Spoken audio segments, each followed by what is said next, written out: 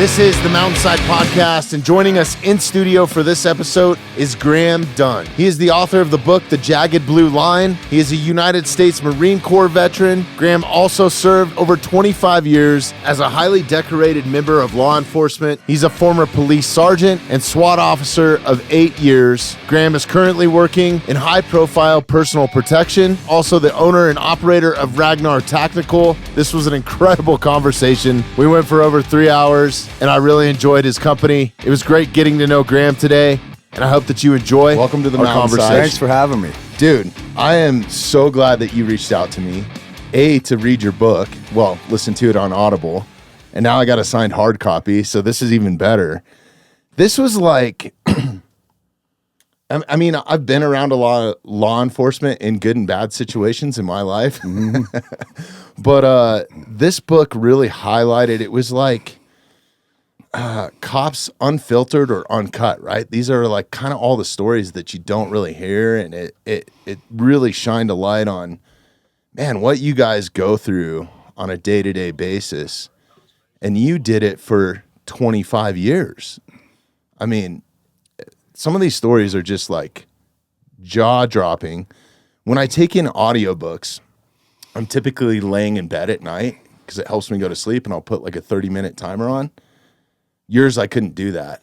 I wouldn't fall asleep. So very captivating stories. Awesome. Yeah. That's cool to hear. Thank you. Yeah, man. You did a great job. So congratulations on Thanks. this. And more importantly, thank you for reaching out, man. I'm a huge proponent of backing law enforcement, using proactive police tactics, which, you know, in today's society, which is another thing that you highlighted in here really well, there's so many constraints that we start to put on people, whether it's freedom of speech, you know, how people do their jobs.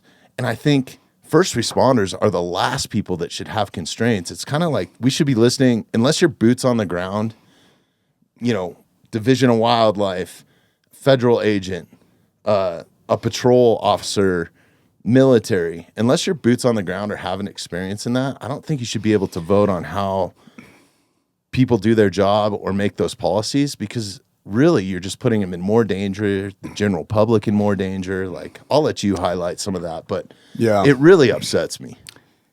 It's really gone to an extreme on the wrong end. That's for sure. I mean, obviously, there's got to be constraints on what law enforcement does, obviously, you know, because people do make mistakes. I mean, you're talking about 700,000 people, law enforcement in the United States. There's going to be people who are cops who shouldn't have been cops. They made it through the process somehow. There's going to be good cops who make bad decisions. We're human beings, right? I know that I look back on my career, and after the Marine Corps, I was a sheriff for about 1.5 years, and then I was police for 25 years. And in that time, I know for a fact, especially in my younger days, I handled things incorrectly. So I'd walk away from a call and I'd, man, I didn't handle that right. I shouldn't have said that to the guy. I lost my cool or whatever, you know, I cussed him out or whatever. Now, just so I put that in context, it wasn't like it wasn't anybody who didn't deserve it. Right. Right? I mean, some people need to be told off, right? But I didn't handle it properly, and with maturity, I became a better officer as the years passed by. But, you know, on the other hand, it's really gone to the other extreme, right? And now I feel like the average officer feels like they can't do their job, and the average supervisor is scared to make a decision. Now, there's always exceptions. I would say the biggest exception is rural versus urban. If you're in an urban environment like a big city, you're really under a microscope. Versus in a rural environment, they get more support, especially from sheriff's departments. Because sheriff's departments, the sheriff is elected, so they can kind of do whatever they want while they're in power. Versus a chief is appointed. And typically, there are exceptions, but typically they're lackeys. They're sycophants. They're people who've been put in power by city council and the mayor because they know they're going to do as they want them to do. Yeah, and they're in the politics game too, right? Indeed. It's that whole bend over and lie type they're mentality. political I hate animals, it. right? Yeah. And I'm not saying there's not sheriffs who aren't good sheriffs, but by and large, sheriffs have a lot more power. And they can just come and tell everybody pound sand and do what they want for 4 years until they're voted out, right? Right. So it's just different. It's a different political atmosphere. And a lot of times, correct me if I'm wrong, like in those situations where you're in more of a rural area and not an inner city, you have a lot more job titles where when you get in inner city, right, it's more departmentalized. So like you highlighted that really well in your book. Like I went on this call, this is what happened, but I have no idea what happened afterwards. Right. Yeah. So a lot of times when you make an arrest, especially if it's a felony, you take him to jail, you do the paperwork, and you're done with it. Like you never hear about it again unless he takes it to court. And most cases don't go to court. They either plea him out or whatever happens, right? So, I put that in the book because there's some really good stories in there where I only know until the point where I dumped him in jail. I don't know what happened with it afterwards, and I kind of needed to preface that so people were like, well, what happened then? Because I don't know, and that's an average in a big city. Whereas in a small town, the patrol officer kind of does the job of the detective and the narcotics officer and whatever else is involved. They do it all themselves. They test the drugs, they put the evidence in, they file the case filing, they go through the court process. So in a certain respect, even though they have a lot less call load, much less call load, on the other hand, they are more well-rounded. And they sometimes get to go to a lot of schools because they have to do all these different things. So they go to a lot of schools that, say, a patrol officer in a big city doesn't go to because they have to learn how to test drugs, for example. That would be one example. Or high-level accident investigation. That would be another example. What was kind of the basis and premise for you writing this? Because this is something that you didn't have to do, right? Right. To put yourself in the light like this. I mean, monetarily, I can't imagine, and this is no offense, that you're crushing it by writing this book and like, telling a lot of stories and telling your own perspective. Right. I guess that was kind of my thing is like, what was the basis behind this? Right. Because I think it's really good. I encourage anybody to go and read it. That's the general public that has never had any experience in law enforcement, because this will give you a perspective of what a patrol officer goes through. Right. You brought up a couple things. One is, you're right. I mean, I think I'm like breaking even on the book. I'm self-published. And that's fine. I didn't get into it to make money. I think subconsciously I had a story to tell, and I wanted to tell it. I just sat down and started brain dumping behind a computer one day, and all of a sudden it became an addiction. I'm sitting there sometimes for 8, 10, 12 hours, and I'm just getting up to go eat and go to the bathroom, maybe hit the gym, whatever, come back, I'm back on the computer, right? It became kind of an addiction. And I had all this stuff in my head that I just wanted to get out. And then I got to a stopping point, which is kind of funny, where my first goal was 50,000 words. And I hit 35,000 words, and I'm like out of stuff to write about. So I went downtown, and I just drove around. I took one of my sons with me. My three sons are all adults now. But anyway, one of my sons wanted to spend some time with Dad. We go down, and I go, hey, just make some notes for me. So we just drove around downtown, and I came up with so many more ideas. I'm like, write down hanging at 17th and Dayton. Write down foot chase at 14th and Macon. Whatever. And we went around, he made like 10 different notes. So just being back in those locations, it was like, kind of refires. It just like popped up in my head. I'm like, it was almost like PTSD, but not in a bad way, right? I'm like, oh yeah, I remember now. And I went home and I kicked out another 20,000 words like it was nothing. I just needed more ideas, stuff I hadn't remembered. So anyway, but as far as, to your point about reading the book, I think that one of the best compliments I've gotten on the book is from people who say it has changed my opinion on law enforcement.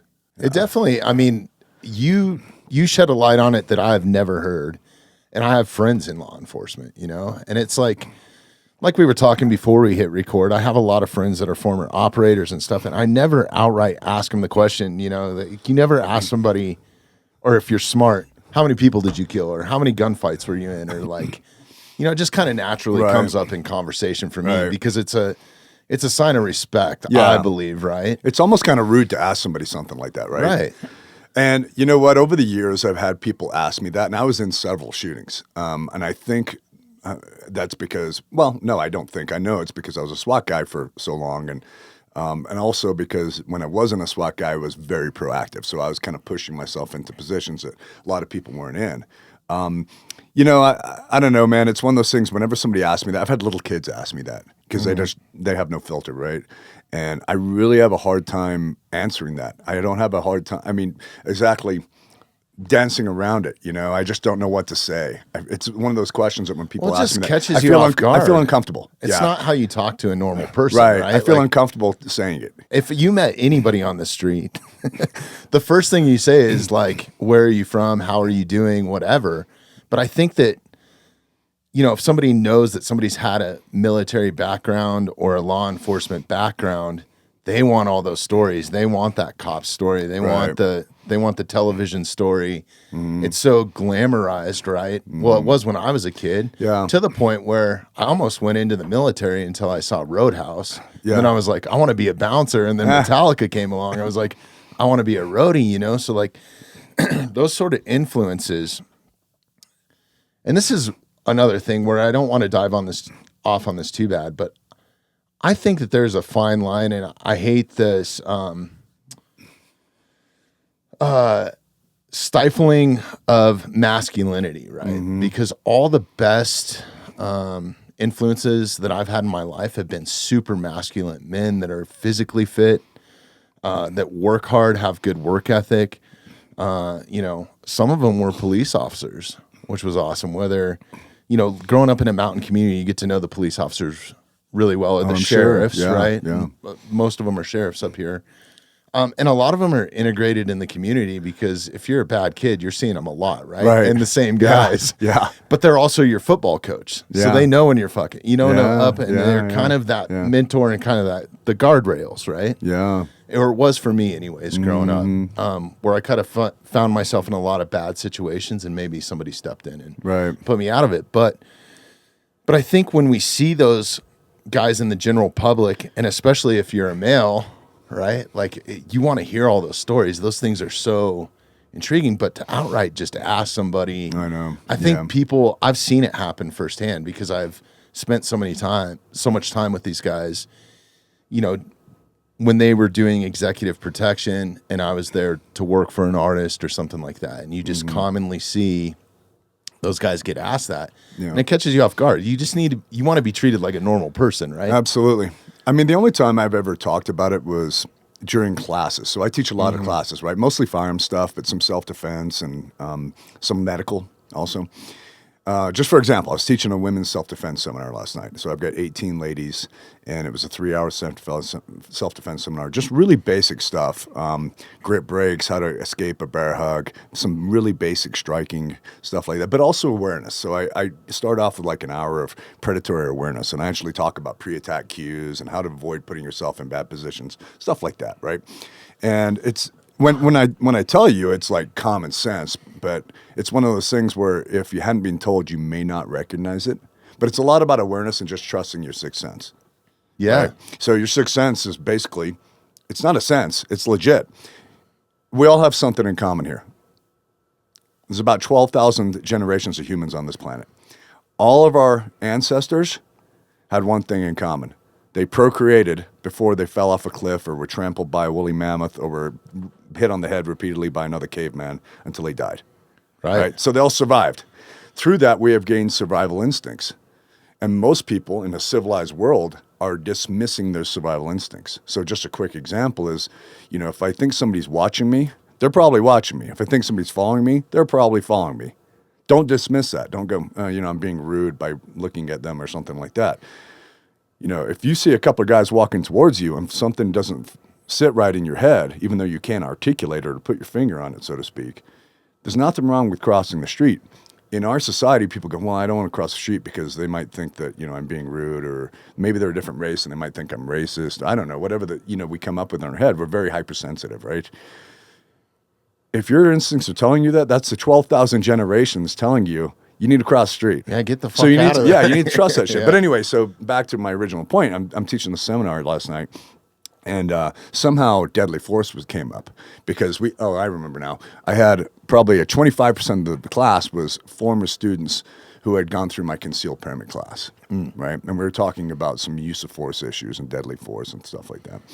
And, I said, I'm just getting personal here for a second. The only thing that's ever occurred to me, bothered me, was I've questioned myself for not feeling bad. So I'm like, wow, am I a psychopath? Because I don't feel bad at all. And in fact, I feel kind of good about it. Not in a good way like, yay, I fucking did this. Right. More like, I survived.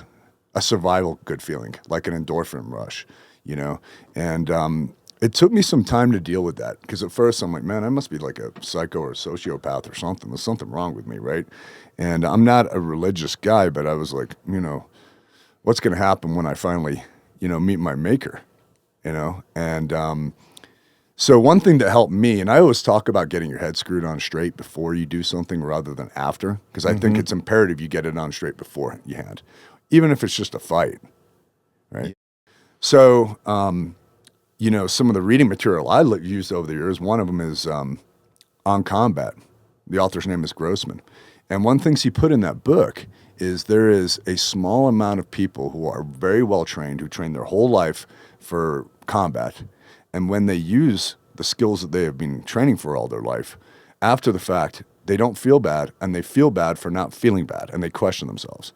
So I read it after the fact, and actually it really resonated with me. I was like, oh man, that makes me feel so much better. I'm not a psychopath, right? Right. I'm normal. This is a normal thing for somebody who trains all the time, has been training for this their whole life, right? And at that point, you're doing your job, right? Yeah, and he even gets deep in the weeds about hormonal response and how right after the event, it's almost like orgasmic, like you feel like you've just had sex, right? And it's your survival instinct going, you fucking survived this. Somebody's trying to kill you. Right. Yeah, and you just no need to feel bad about it. You should actually feel good that you survived. Yeah, and I think that's what people get from combat sports and talking to some of my friends that are former, and I have no military experience or law enforcement experience. I've been in some crazy situations, whether it was personally or with artists or, just all kinds of different stuff. Being in that limelight world, you experience some crazy shit sometimes. I'm sure. Yeah. But man, I kind of know that feeling because I've been laid on the ground and a gun barrel held to my head with a boot on the back of my neck in a different country, and then somebody take my passport and say, never come back here again. Oh my God. Yeah, over an argument, over money. Yeah. Basically, that wasn't even my argument, right? Mm-hmm. So those situations, I can't imagine it would be exactly the same, but you kind of have that euphoric, fuck, your nerves are just shot, man. And it's all you think about. Even I'm getting goosebumps now just thinking back at that because it was a visceral moment where I was like, all right, this might be it. And then I just kind of came to peace with it. It was just like, I'm good to go.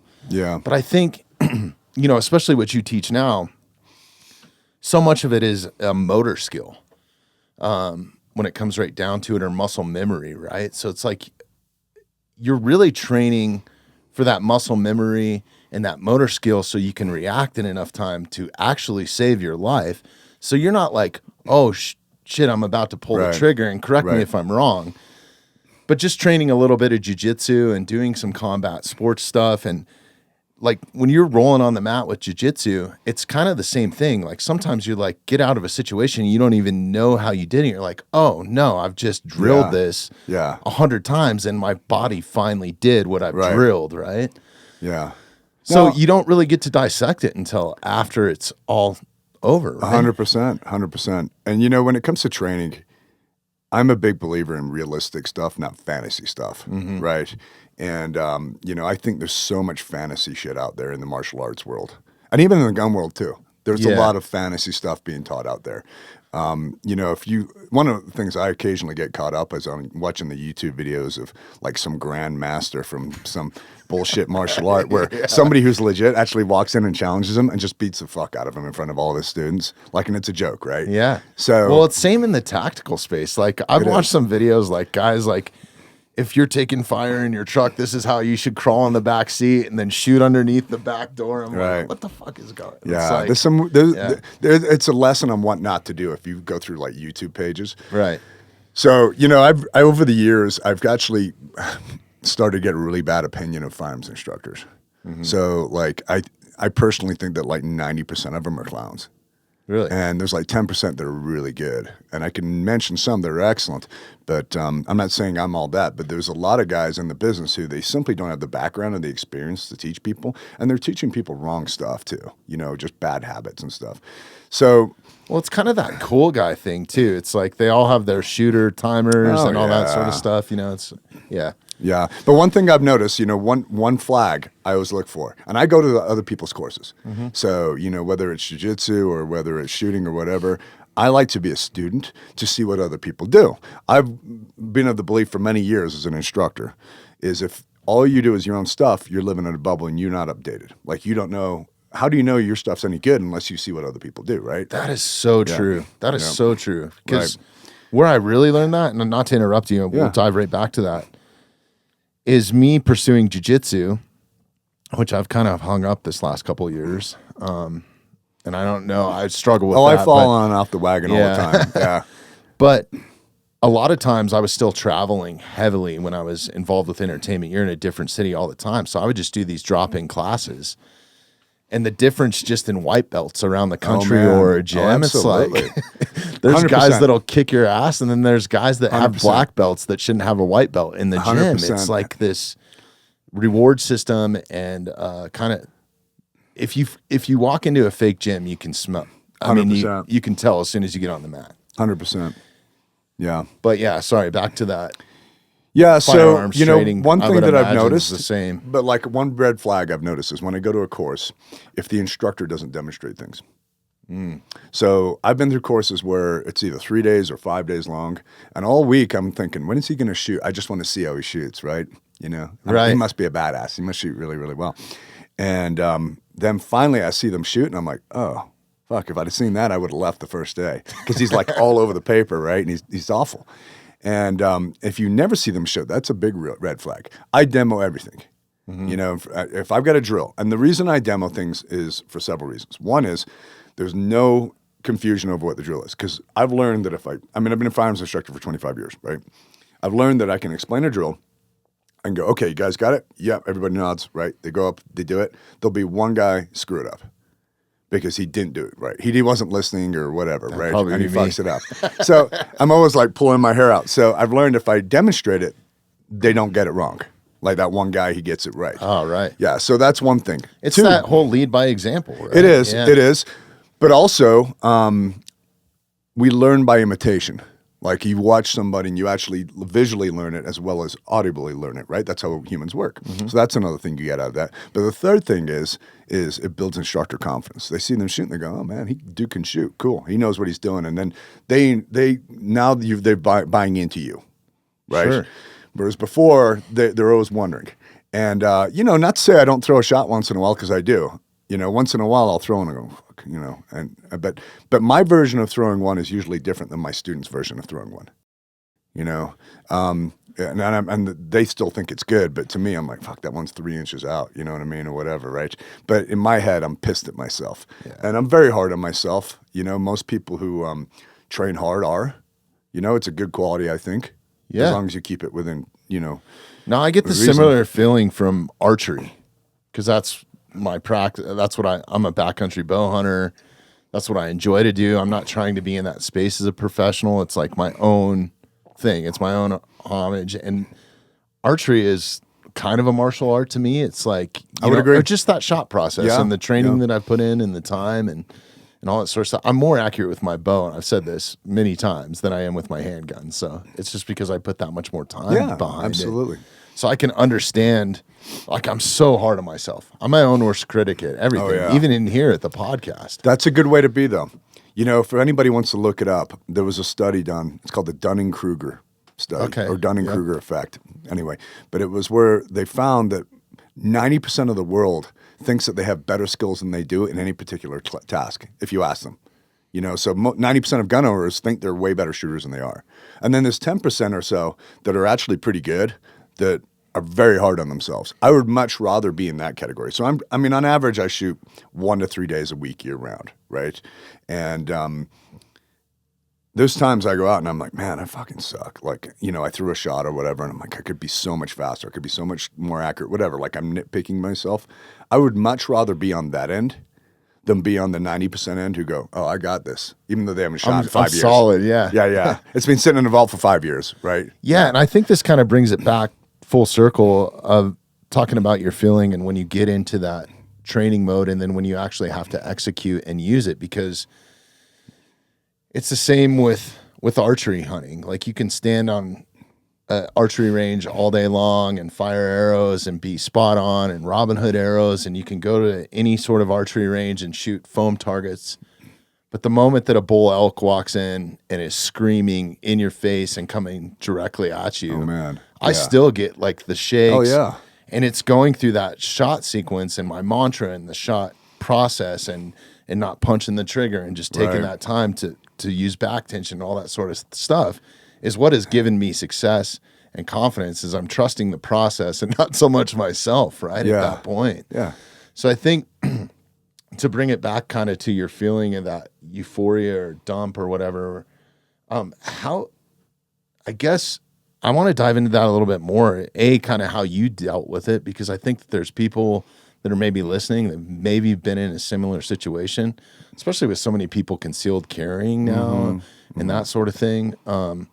Or even just being, seeing somebody severely hurt or something and not having that you could have kind of that same sort of feeling if you survive something. What helped you? I mean, you touched on it briefly with some literature and then faith, but did the police department help you at any point with that? Or is there like any sort of like... Well, I think the police department helped in as far as giving me good training. And we actually did have pretty good training. A lot of people will criticize their departments for not giving enough training, and I think that's legit. That's valid. We were in the few departments that actually gave us good training. So with all the faults of Aurora, where I retired from, there's a lot of faults. Don't get me started. But one thing we were very good at was training. They were very progressive. They were open to other training. They weren't like, we're the shit, this is the way we do it. We don't even want to see what other people do. So they were always looking for new ways to make things better. And they gave us quite a bit of training, especially in the academy. We had the longest training academy in the state. We gave double the hours of firearms, for example, of most departments.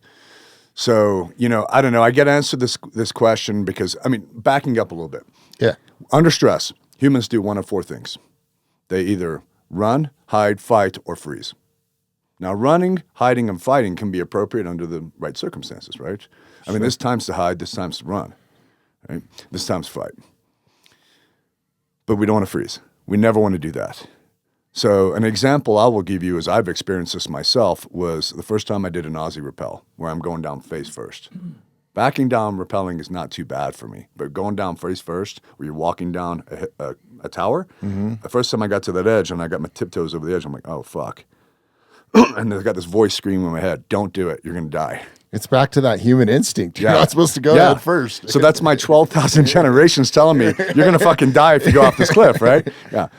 And so I literally backed off. I froze. I was like, I can't do this. And I backed off. And they're like, what the fuck? And they're like, fucking pussy, get up there. And I'm like, I need a minute. I'm like, get the fuck out of the way. And a couple more guys go over, right? And I sat there for probably 5-10 minutes. And finally I go, fuck this, I can do it, And I was really slow going over. And basically you got the rope to your chest instead of behind. And you kind of like thump your chest as you're letting out the rope rather than behind you where you're letting it out, right? And I went down and finally got to the bottom and I felt so proud of myself. So I go up. Second time, a little bit easier. Third time, a little bit easier. By fourth, fifth time, I'm fucking running. Like I'm pushing it. Like I'm running down down the side of this tower. It was a concrete brick wall tower. So, if you look at that as an example, it's a training thing. And if you've never put yourself in that position before, therein lies the problem. So think about, for example, people who carry concealed. Very few people practice drawing under stress, drawing while somebody's attacking you. Right. Now, if we look at the stats, and this is from FBI, and I get it, stats can be manipulated, and the FBI has lost a lot of credibility over the last couple of years in my eyes.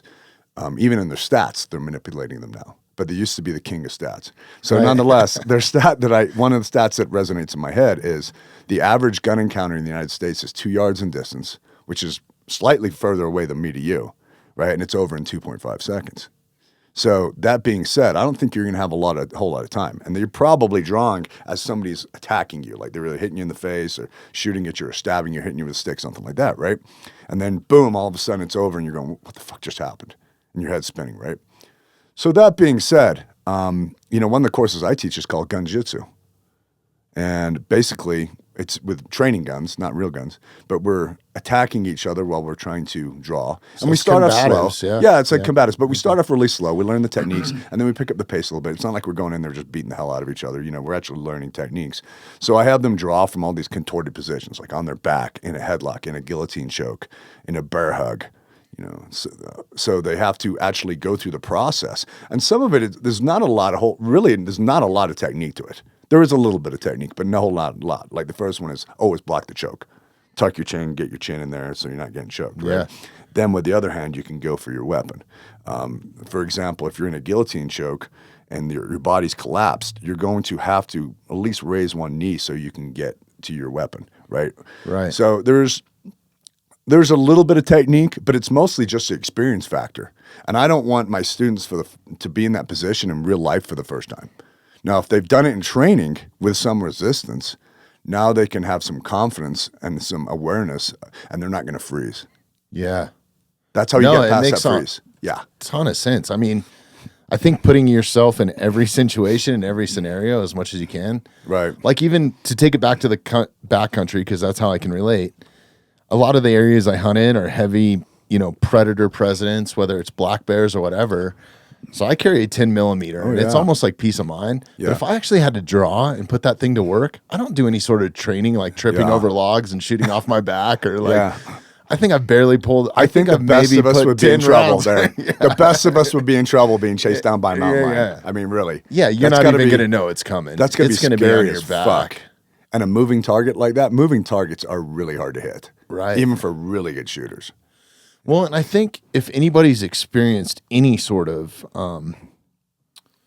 situation, like one thing that I've put an emphasis on the last couple of years, because I have young kids and stuff, is being trained in CPR. Mm-hmm. Also knowing, some basic, I guess, trauma. Like I have a trauma kit in the truck. We have one in here. Yeah. Knowing how to properly set a tourniquet, right. and just those sort of things, that the life-saving shit, right? Like, yeah. In case you are, I think that sometimes those skills are more valuable if you're in an active shooter situation or you get shot, right? Like you said, it's going to be over in 2 seconds. And you don't even know what's going to happen. Yeah. But then you might have to deal with an arterial bleed or a wound dressing or a chest seal. Yeah. Or there's so many more 100% things that I think it's good to have both. I think it's good to conceal carry and have that sort of stuff. But you know what the coolest part is when I fly, as I think about this all the time since 9/11, I sit in a certain spot on the plane. Right. I carry certain things in my backpack, some packing gauze and a cat tourniquet, because it's all plastic. You can go through TSA with it. And guess what? I got some zip ties in my bag. Yeah, just I like in that. case That's I a got good a idea. fucking. That's a really good idea that I hadn't thought of. I like that. Yeah. I'm going to steal that. Yeah, the heavy duty ones the too. Zip ties I had not thought about before. Right. Yeah, I always carry a big water bottle. Yeah. And it's empty. It's not for water, but you can take those to TSA. Yeah. And my thing is this: I'm going to use it as a missile. I'm going to throw it. If somebody was on a plane and maybe they're standing there with a razor blade or with their fists up, whatever, as I'm charging them to close the gap, I'm going to throw that thing like a spiral football at their face. And that's how I'm going to, because I don't care if you're 9th degree ninja. If I was to pick this up and throw it at your face as hard as I can, you're going to do this. Oh, everybody does that. If you put water in it, dude, and that's how I close the gap on you. Right. That gives me that time to close that gap, right? But no, to your point, I 100% agree with we call it tactical combat casualty care. That's usually the terminology you'll hear like in police work and in the military, TCCC. And there's actually a TCCC committee in the military where it came from. So that is something else that I teach, and I make that part of my active shooter course.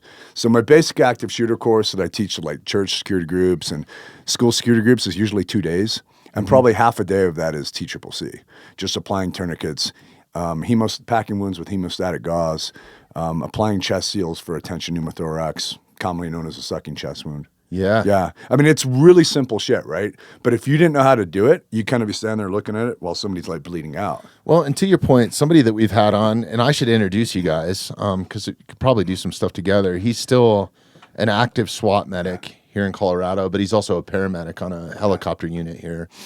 And he's got his own YouTube channel that's crushing, just kind of teaching stuff, on the medical side of things. But he came up and brought up a bleed trainer with like true clot, blood clot, and like the blood would actually clot. So I had all this stuff, and I was like, Sam, would you mind coming up and like doing a course for the guys, right? So I had a bunch of the crew in here, and I was just like, I wanted to learn myself, and he was so gracious with his time and came up, and he brought the bleed trainer. But even us putting tourniquets on each other, I did it wrong the first time. I owned all these tourniquets. I was like, he's like, it might work, but probably not the way that you put it on. You should really put it on this way and then really spin the windlass and like, you know, that shit hurts, dude. We were doing it to each other in here. But even just the elevated awareness, even just with simulated blood, like I couldn't imagine. You're just more focused, like those bleed trainers and stuff, even though it's simulated blood, like your body naturally, like that 12,000 years that you were talking about of evolution, or 12,000 generations. 12,000 generations. It's a lot more than 12,000 years. But anyways, it just like you almost get in kind of that freeze up mode for a minute until you've done it a couple times, like you were going off the edge of the building. You know? Yeah, no, 100%. And like we said, I mean, it's not rocket science. I mean, you know, we could do it down and dirty in an hour and a half, 2 hours, right? And just the basics of what we have to do.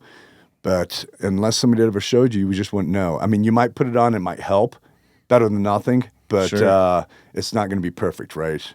You know, so you really do need some real training. So anyway, that's a course I put on. And I actually put it on to the public here and there, probably, I don't know, 3 or 4 times a year. Oh, that's awesome. Yeah.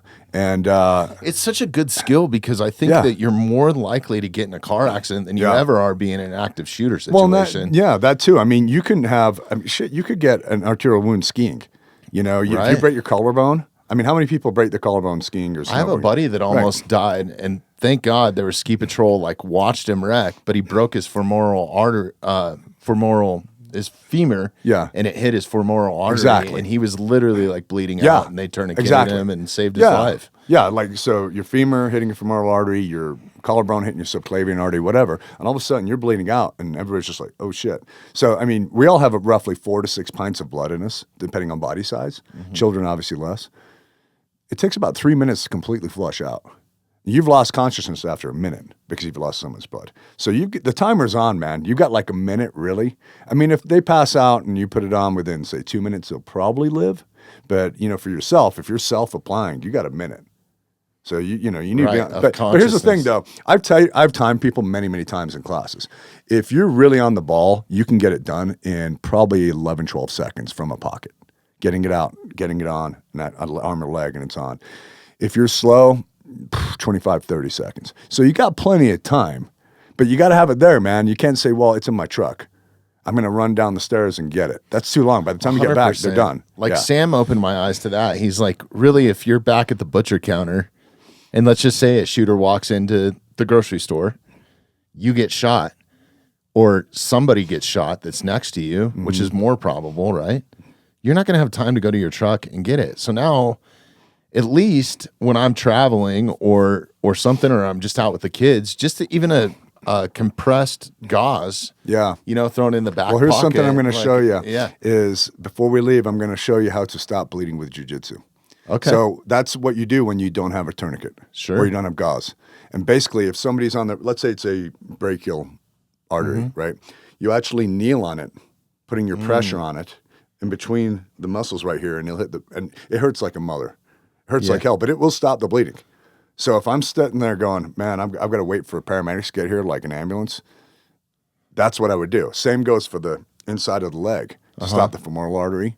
So, and you can also lay your shin across their midsection, like belly button level, similar to knee in the side, but you're putting your whole entire shin across, and that cuts off a lot of the blood to the lower extremities, like the inferior vena cava, descending aorta. And it's very effective. And it's what you do if you don't have the equipment. Sure. Until somebody brings you shit. Right. So, but try to remind me before I leave. I'll show you guys. Okay. Yeah. It's really quick and it's easy. Yeah. Also, a T-shirt works great if you don't have gauze. It's something right? to plug. Start plugging holes. Whatever you can use. But really, just, I mean, they make these compact tourniquets now. That pair of trauma shears and a thing of gauze, and you can put it on your belt. And guess what? You can go into a movie theater with it. You can go into the grocery store with it. You can go into a lot of places where you can't carry a gun. And, you know, that's kind of one thing I want to talk to you about. A lot of times in these active shooter situations, and I think he brought this up in the book, a lot of times they're targeting places where you're not allowed to carry a gun, a church, Exactly. a school. Yeah. I mean, all these sort of spots are. Yeah, it's a coward's mindset for sure. They're going into it with the ability to hurt people without the people having the ability to hurt them back. Right? They are focusing on places where they know they're not armed. So if they know there's armed people there, and there has been a few exceptions, but by and large, 99%, if they see a sign on the door saying armed personnel on premises, they're just going to turn around and go find another place. Right? They always case out their places too. So it's not like I just walk into somewhere and go, you know what, I'm going to shoot it up today. They always do walkthroughs first. That's something we found with active shooters. So having done a little bit of study on them because I teach this stuff, there's actually two types of active shooters. There's the emotionally disturbed, just the wackadoodles, right? And then there is the jihadist. And in the United States, we primarily have the wackadoodles. We have had very few jihadists. We've had one or two. Right. For example, San Bernardino, husband and wife went into a Christmas party. Oh, that's right. Yeah. Right. So there's been one or two. Europe and Russia has had many, many more. So that's more like radical terrorism. Right. Type Yes, stuff, they've got a right? religious angst, right? Right. Here in the United States, we typically have just mentally disturbed individuals. Now, that's actually a good thing for us. And I don't mean it's like good that we have them. What I mean is it's good that we don't have more of the jihadists. So by that, It's really I mean, good. Yeah, what I'm saying is that the jihadists are generally better trained, better armed, and they will shoot it out with police. Like More they'll- thought out, more sane. Absolutely, Yeah. and they will shoot it out until they're dead. Versus the mentally disturbed, when they meet resistance, they do one of three things: they either give up, run away, or kill themselves. Mission accomplished either way. At least it stopped the killing, Right. right? So I'd much rather deal with the latter than the former, as a responding officer or as an armed citizen. You know, because I've been retired for 5 years. I'm just an armed citizen now. So Right. when I'm out, I'd much rather deal with that. And plus, the mentally disturbed is usually alone. So you're dealing with one person instead of multiples, right? Right. So that's much better that's what we have in the United States. I mean, we shouldn't have any, right? But that's much better that's the kind that we have, the Yeah. type that we have, so to speak. I guess in the perfect world, how do you not have any now? I mean, I think this was a problem even long before Columbine, but Columbine like really highlighted it, right? There was a couple before Columbine, but Columbine is where it really came into focus. Right. Yeah. And that people hit so started- close to home too. It's like It did. And I was a SWAT officer during Columbine, but we didn't go. So we were the furthest away city. And at the time, we were pissed. Like, we wanted to go. But they're like, you know what? It's already going down. There's two big teams in the metro area. There's Denver and Aurora. And then you've got like 13 smaller teams. And Denver and a bunch of teams were there already. And they're like, you know what? It'll take you guys like half an hour, even if you're hauling ass to get there, and you got to gear up and get your shit. And they're like, so the deal was they had us work all the SWAT calls for any jurisdiction in the metro area during the day while that was going on, right? So, but I'll never forget, it's one of those things where you always remember where you are and just outrageous stuff, right? And I was running on a treadmill at the gym watching the TV, and I see it come in the news. And back then we had pagers. 96, right? My pager goes off. I had a SWAT pager, right? And I'm like, huh. And you call a number and they tell you what to do. They say, hey, man, we got the situation at this location. Drive here, and park here. That's basically how it went. So anyway, I remember just going, are you fucking kidding me? Like watching that. And even though I didn't go, and again, at the time I was pissed. Now I'm happy because I don't like seeing dead kids. no, I really don't. I'll be honest with you, not to sound callous, but dead adults is not that big of a deal to me. I encountered so many, I came kind of callous to it. Dead kids, I mean, that's awful, right? Nobody wants to see that. Yeah, you talk to any first responder, and I've had a lot of family members that were first responders, and that's the one thing that Yeah, it really crushes gets you. them. And I think once you have kids, it's even worse because then you personalize Yeah. it. Yeah. But anyway, to that point, what it did change with us was it changed our tactics. So we look back, and there was roughly 40 of us on our team. We had a big meeting over it, and we're like, you know what? All the stuff they did there was the stuff we would do, and it didn't work. So how about this? How about we scrap it all? We're going to throw it all out the window. We're going to start from scratch for our rapid response tactics for an active shooter. And we tried all different kinds of tactics. And we'd take over a large school, like a high school, and one of us would be plain clothes with a simunition gun, and we'd run around like just shooting at them as they came in, right? And we'd have role players, and they'd come in, and we tried different like 4-man teams and 2-man teams and single-man teams, and dominating hallways, waiting for the team to come, or just going straight to it. We tried all this different shit, and all of it was just too slow. We're like, it just didn't work. In the end, we're like, just close with them. You're the first one there. Fuck it, run in, close with them, finish it. If they give up, that's on them. If they don't, that's on them too. Right. And that's kind of what it's come to in the United States. Not to say that there aren't, I think occasionally there is an act of cowardice. As much as a police supporter I am, I just can't say that there's not. And I think occasionally there's just mistakes due to bad training. So, for example, they think they're supposed to wait for a team, or they create a perimeter thinking, well, we can negotiate with this guy when you can't negotiate with him. Mistakes. Right, because that was kind of the concept, was like a terrorist situation or a hostage situation, right, with Columbine, and that's why. Yeah, well, what they did was they did the traditional response where they set up a perimeter and an arrest team, and then they attempted to negotiate. And there was no negotiations wanted on the other side. They just wanted to kill people. So what they're seeking, the mentally disturbed, is infamy. That's all they want. Right. And that's why it's become so prevalent in this age of media, because they know it's one of those weird things. So like, it's a weird psychological thing that I can't really explain. Maybe a psychologist could, but some people will seek negative attention over no attention. Yeah. Right? So in that, what they're doing is they want their face all over the news, dead or alive, and even better if I can live and go through the court process and force it. Like, I won't plead. I'll just go through 6 months of court, because every day I'm make them a star. superstar at that point, right? So there is an organization out there called nonotoriety.org, and they petition news organizations never to show their faces and not mention their names. And I think that would actually do a big deal. I mean, very rarely do I see a news organization where they don't mention their name or show their face. And I always appreciate it when they don't. Yeah. Yeah. So here's the thing, is that when you're showing their face or mentioning their name, you're giving them that infamy that they're seeking. I think if that was cut out tomorrow, like if all of a sudden they pass a law, you can't mention their names or show their faces, I think active shooters would go down 90% overnight. That's the one thing I think could actually solve the problem. Because it's an attention grabbing. Absolutely. That's all they want. They just want infamy. Rage, really. Yeah. Yeah, it's crazy. Firsthand, my son is playing youth football down at Columbine. So I walked into that gym 100 times this year, right? And like through that school and gotten to know, there's an officer on duty, like a school officer there or whatever.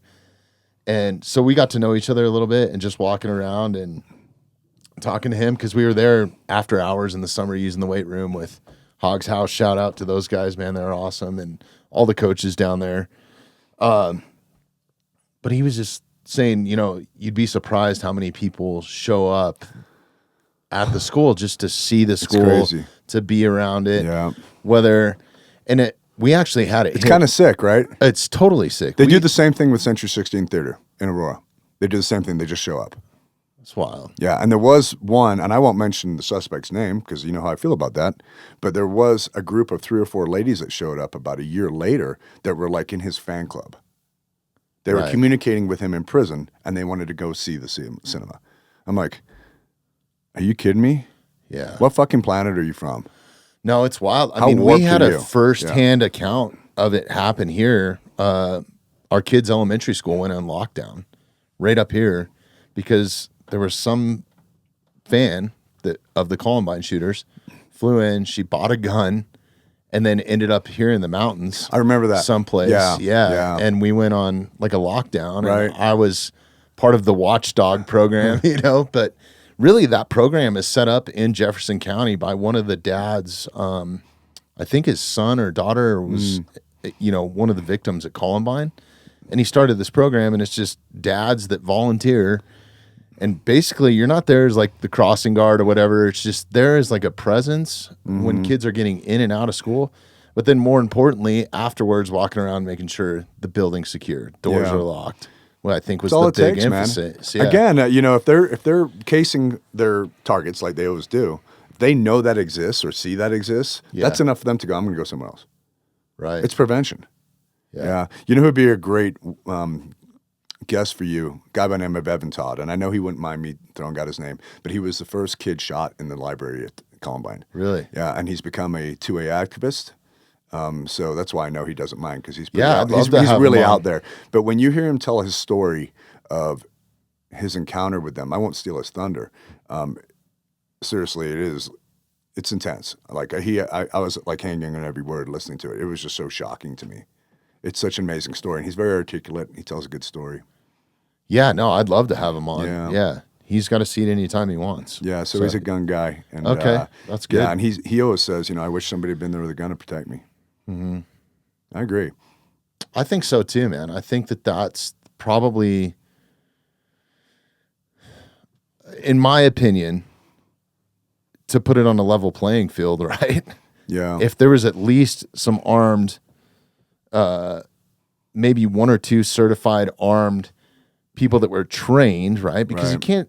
Here's my problem with concealed carry too: is you can go out and get the permit so easy now. I think I saw an advertisement the other day like, you don't even have to come in and shoot; you just do it online. Absolutely, all this sort of stuff. But I think a lot of times, and going back to statistics, I think most guns that are kept in a home for personal protection end up getting used on somebody that lives in the home a lot of times because, if you come home late at night stumbling in drunk and your wife doesn't know that you were at the bar and next thing you know, you're an intruder. Like, I think that I think the training is way more important than the actual concealed carry. Like, it's one thing to have a weapon, like you said, but actually knowing how to use it and properly store it.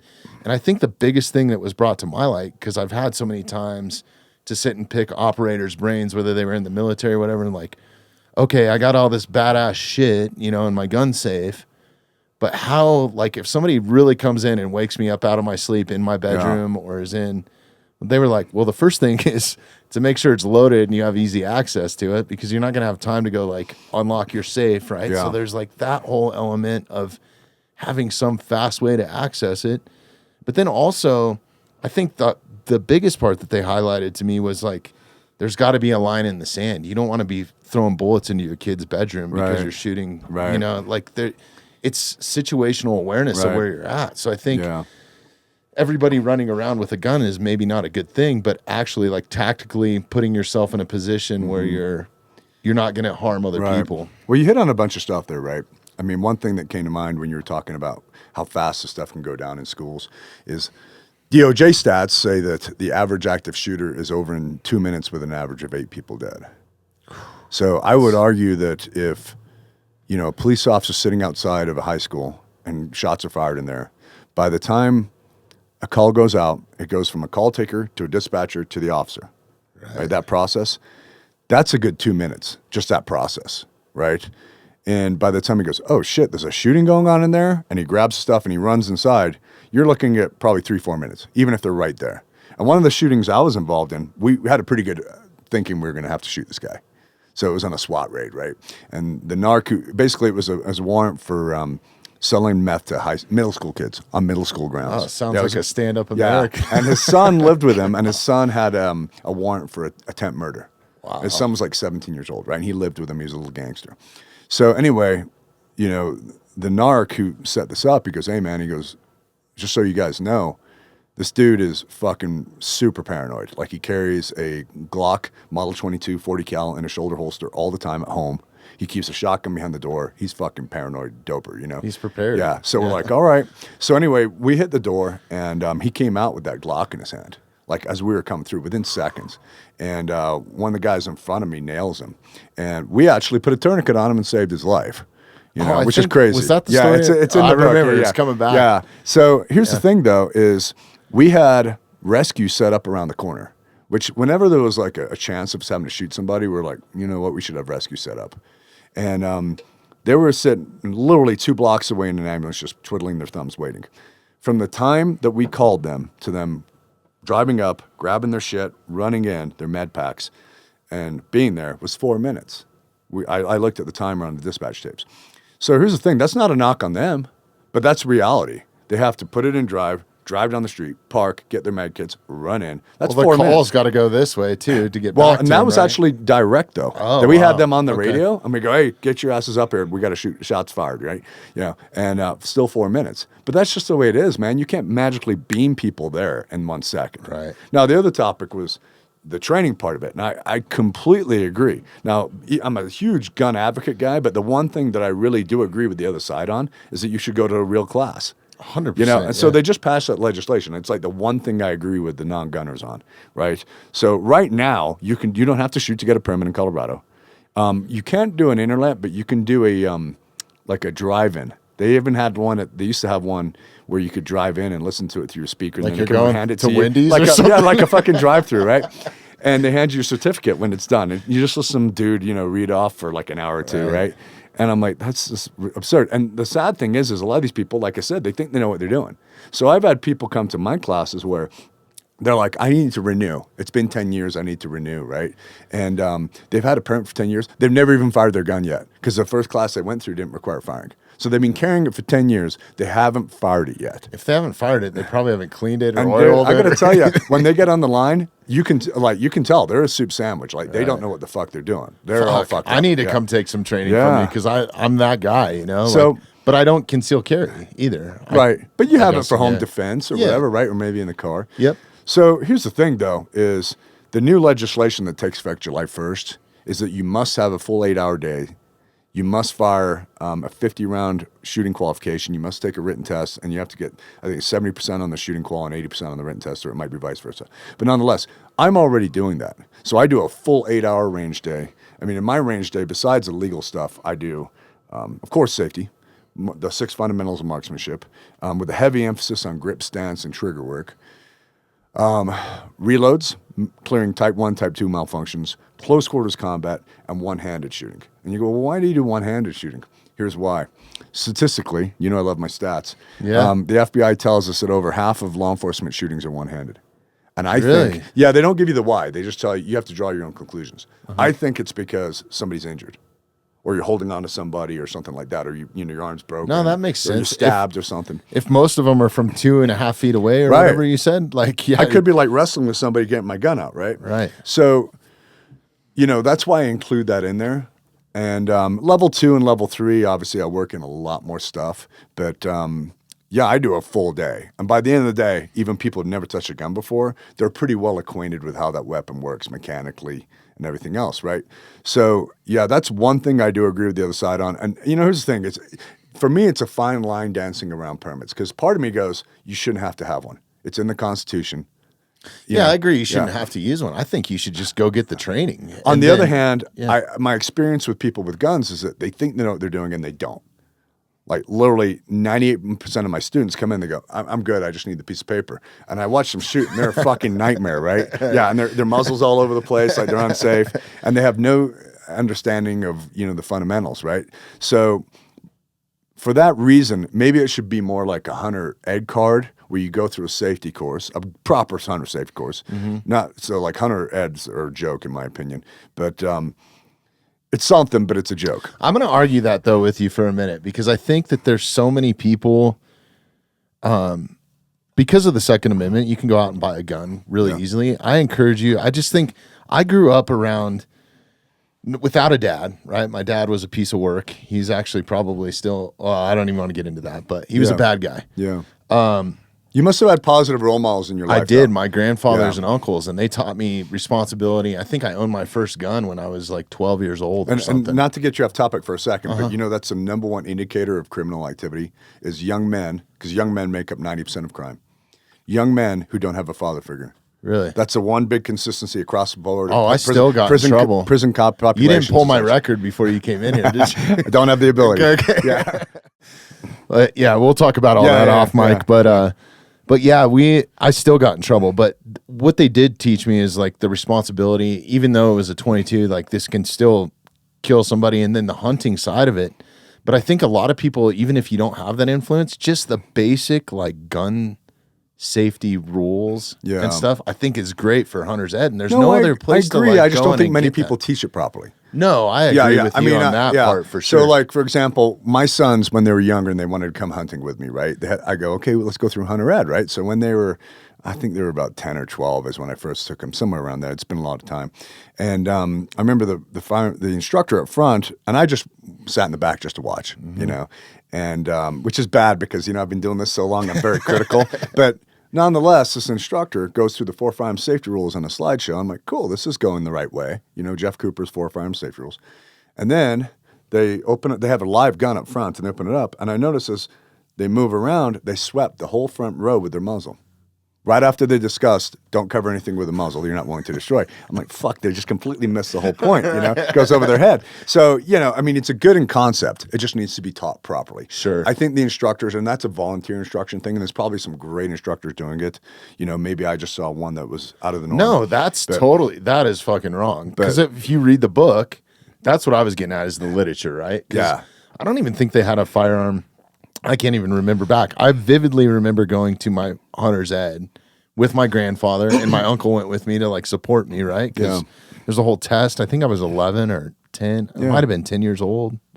I don't know when you could take it back then. I know it's 12 now, but I think it was a little bit younger back then. Yeah. But anyways, I remember going to that, but I don't ever remember there being a firearm in there. I just remember reading about it, and it was a game warden that like put the class on, and it was more about hunting and Well, I don't have a problem with them bringing a live gun in to demonstrate as long as they're incredibly safe about it with muzzle and such. Yeah. So, like if I demonstrate something inside a classroom, I will check it 5 times. I got a 5-step check to go through to make sure it's unloaded.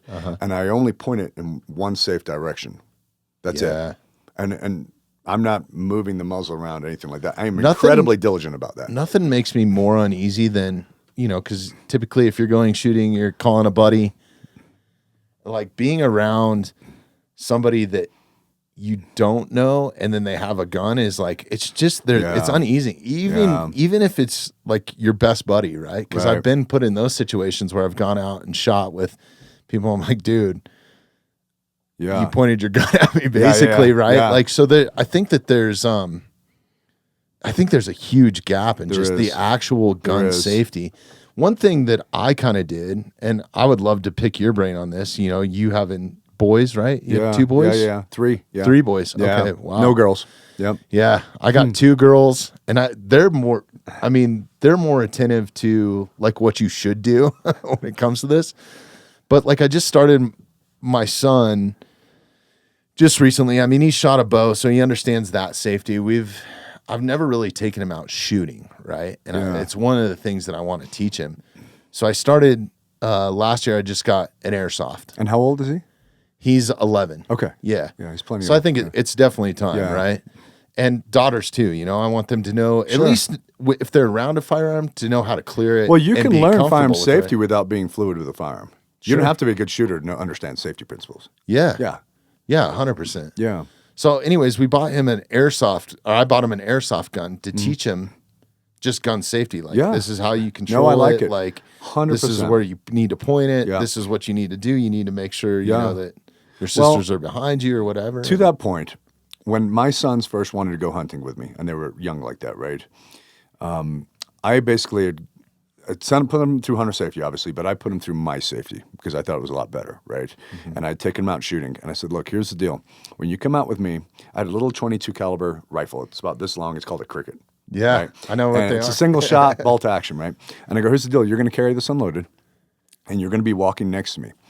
I'm going to keep looking at you. If I see that muzzle cover any part of me or you or your finger on the trigger, I guess you're not ready for another year. I'm going to take it. And you got another year of just walking around with an empty little 22.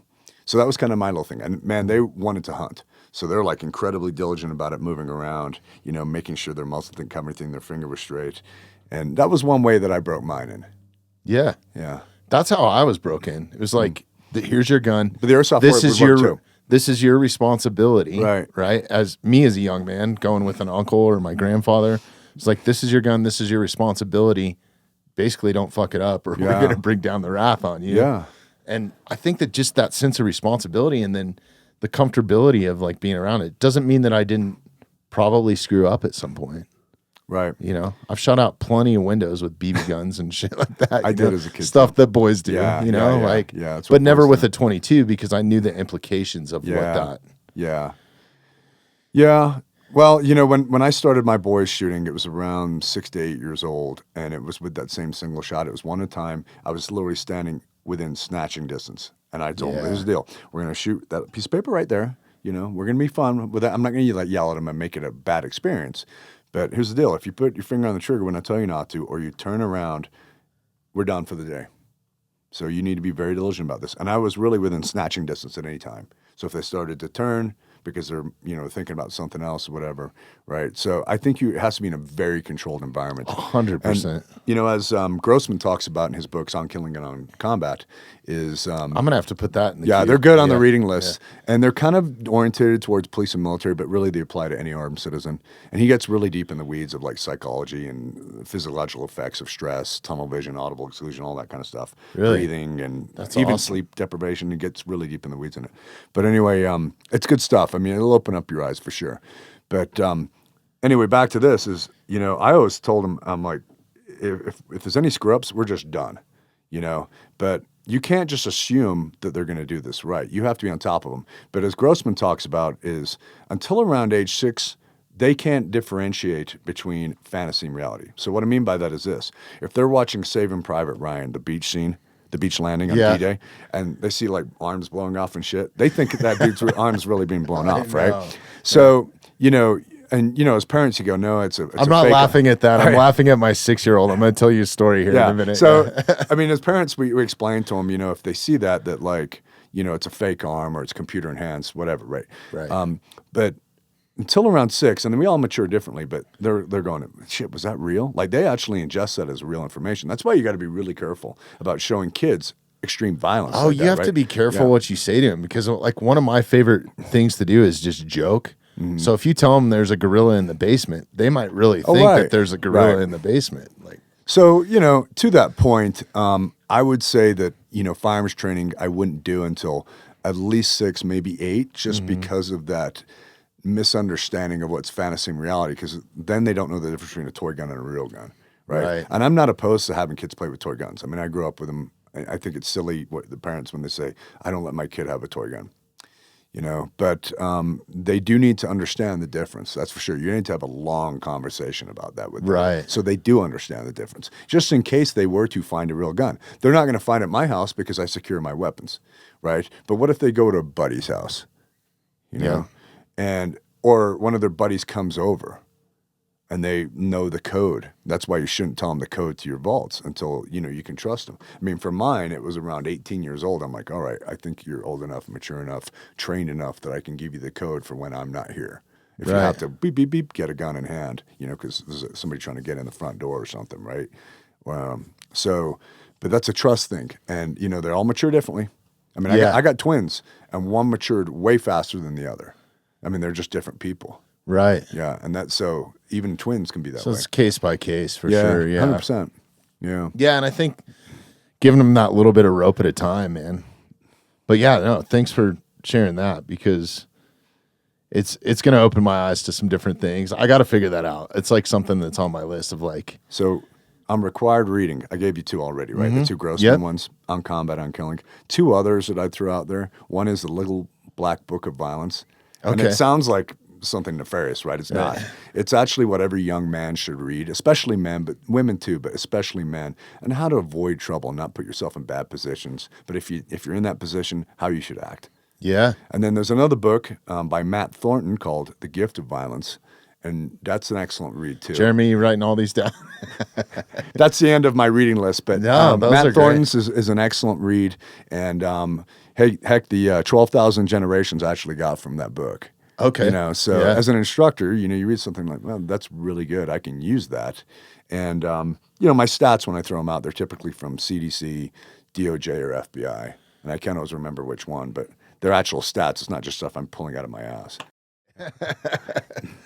No, that's incredible, man. Like, I'm definitely going to throw all those in the queue. I'm always looking for good book recommendations. And I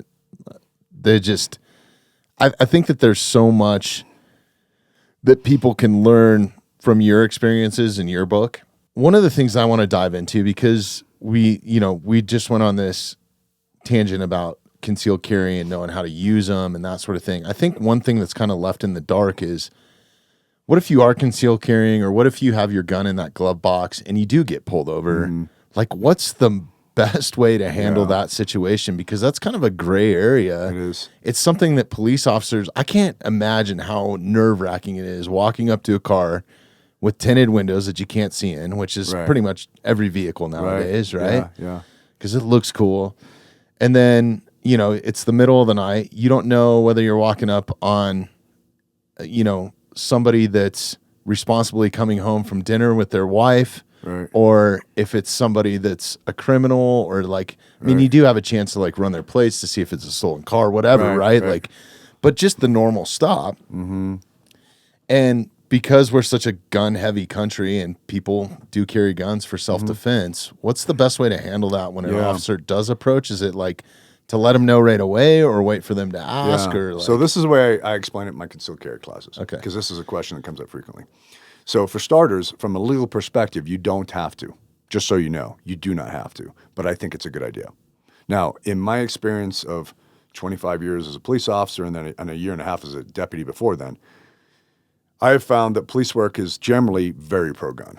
It's a very right-of-center profession politically, probably the most conservative profession in the United States. And I have never really encountered somebody who is anti-gun in that profession. Not saying they're not out there. There's probably people out there who are. But all the people I ever worked with, and it did come up all the time, there's a lot of gun guys in the police world, right? Mm-hmm. I have never, it did come up several times in conversation. All the people I worked with were pro people getting permits. And I used to get tons of referrals from cops. And I still do, actually, to this day, for permit classes. And a lot of times it's family members. A lot of times it's just friends, right? So that's the good news. But on that note, the way I would handle it, I get stopped. I lower the windows. If it's at night, I turn on the light. Now, when I say I lower the windows, I mean both sides. Yeah. You don't know if there's somebody coming up the other side, right? Or if they're just alone coming up the other side. So I lower both sides. Okay. Even unless it's like fucking -5, I'm going to lower both windows, right? My hands are on the steering wheel in a very calm and threatening manner. And I always like to have my shit in my hand first, meaning my credentials. Ready to go. Yeah, you don't want to be like, that's uneasy too. It is. Like fumbling for something. Right. Does an officer, when they generally stop somebody, like give somebody like a couple minutes to get their shit together and they hope that they have you've got it? time. I mean, seriously. So here's the thing is that's something that's being brought to my attention. People go, well, yeah, but they see me like reaching, aren't they going to? No, because there's a difference. If you can actually see in the car, let's say it's broad daylight and their windows aren't super tinted, and you see somebody scrambling, that might alarm somebody, right? If you just see them kind of doing the regular, I'm leaning over to my passenger seat to get my purse, if it's a lady, or shoving the marijuana pipe underneath the seat. You can tell when people are scrambling, right? You can tell. You can also tell when they're just getting out their shit, right? So anyway, and you got time. It's not like, they run up to the door. They have to call it out. They have to stop you. They get out. They walk up, right? So you got 30 seconds to a minute there, right? So when they walk up and they go, hey, how are you doing? I'm stopping you for this reason. Can I see your license, registration, insurance, please? And they do always start with, I'm stopping you for this reason, because that's now state law. They have to say that. Right. Okay. So whereas in the old days, I say, do you know why I'm stopping you? Because if they said, yeah, because I was speeding, I'm like, oh yeah, that's some of the officers that stop me is like, Bobby Marshall, right? They give me on a first name basis. What are you doing, Bobby? So, nonetheless, the way I do it is that my hands are on the steering wheel, and in a very calm and threatening manner, I just go, hey, officer, just to let you know, I carry a gun for self-defense. It's in holster on my right side. It's in the glove box. It's in the center console. Just letting you know, right? Now, here's the thing is the times that I've encountered that in my life, I've never had a negative, contentious discussion. And I was like, cool, just don't touch it and we'll be best friends. Right. Yeah. Or they'll say, I've got a gun in the car, and I go, okay, without showing me, where is it? Because I don't want them going, here it is, right? Right. Yeah, because people will do that. Well, just back to the gun safety. I learned that right off the beginning, yeah. And I've had a lot of dumb shit happen. Like I've had people where I go, hey, can I see your license, insurance, registration? And they open the glove box and a gun literally falls into their hands. And it's one of those things where I'm not going to go, hey, you're not going to kill me with that, right? I mean, my reaction is to draw and go, fucking put your hands up, and take them out. And are they technically committing a crime? No, they're not. But if a police officer or a law enforcement officer can articulate a threat to their safety, they can detain you while they determine if it is in fact a threat. Or use lethal force, right? At a certain point. Yeah. If you pick it up, you could get waxed, right? Right. Or, sorry, Right. Yeah. So, I'm always like really, and I've had that happen when I pull people out and I end up going, dude, what are you doing? Don't, and think about this too. Most people are, 90% of the world's right-handed. Where do they keep their wallet? Right here. Yeah. Where do most people carry a gun? Right here. There. I've literally had people where they pull a shirt up. They go, I'm getting my wallet, and I can see a gun sticking out. Right. And I can't just assume carry at that point. I don't know. What are you going for? Are you going for the gun? Or are you going for your wallet? Right. So it's tough, but I would inform them just as a courtesy, and that's the only thing I ever heard from other officers. Are like, yeah, I don't care. I just want to be told. like as a courtesy, Right. just so I know. And when they run your name, they will see it. They're not going to see it off your license plate. They'll see it, though, when they run your name, if you have a permit, that is. Okay. Now, you don't need a permit if you're 21 and older and you're legal to have a gun in your car in Colorado. Not yet. I think that'll But change. there are some rules, right? Like it can't be loaded. Well, the ammunition has to be separate. No, from the that's actually not firearm, true. Okay. With a pistol, it can actually be chambered, like round in the chamber. Seriously? Yeah, with a long gun, it has to be an empty chamber. So long gun meaning Okay. rifle or shotgun. It can be loaded magazine, empty chamber. Really? Yeah, and that's a layover from hunting laws because I don't want Okay. people like road hunting. Oh yeah. Yeah, Well, which yeah, that's a good point to bring up too. Is even if you are out road hunting, which I had a crazy experience that I just shared the other day on the podcast, but I'll tell you after we get off mic. I ran into a cartel hunting this year. Yeah. It was crazy. It was a They're crazy here. situation. They're Yeah. here, yeah. And it just so happened that my 10 millimeter was in my backpack in the back, and my bow was in its case, and like the only thing I had was a fixed blade. But luckily I wasn't put in a serious situation. I kept my cool and got out of the situation and left the area. It ruined my hunting day. I was more pissed about that but I was just thankful. But anyways, long story short, like if you are hunting or anything like that, you can't have a bow has to be in a case, gun has to be in a case. It can't be it can be loaded, but I don't it can't know be about chambered. bows. My understanding is though for long guns like a shotgun or a rifle, that as long as there's a round not in the chamber, there's no other restrictions on it. Right. That's my understanding. So I don't know, but I'm pretty sure it states in the rules and regulations that it has to be in a case. Really? I know a bow does. If it's in a motor vehicle. Okay. So that includes ATVs. So guys will even like buy a separate bow case to strap to their ATV or whatever. I'd have to look into that one. Yeah.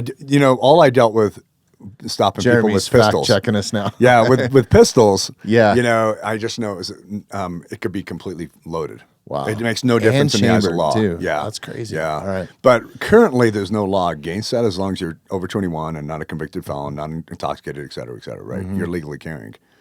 So. God, that's even more unnerving as a peace officer, though. At that point, like, but knowing you know that what? they could have one chambered. Here's the thing, though, is I know that bad guys, don't get permits. So, like for example, when people would stop and they go, "Yeah, just let you know I got a permit," I'd be like, "Cool," because to me it's almost like a flag that you're a good guy.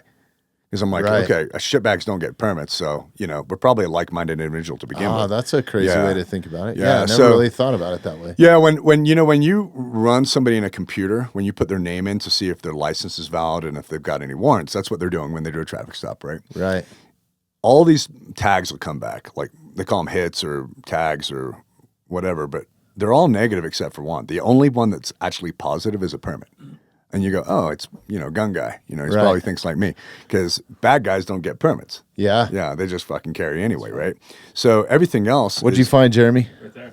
It is legal to have a long gun in a vehicle unless it is illegal to have a long gun in a vehicle unless it is...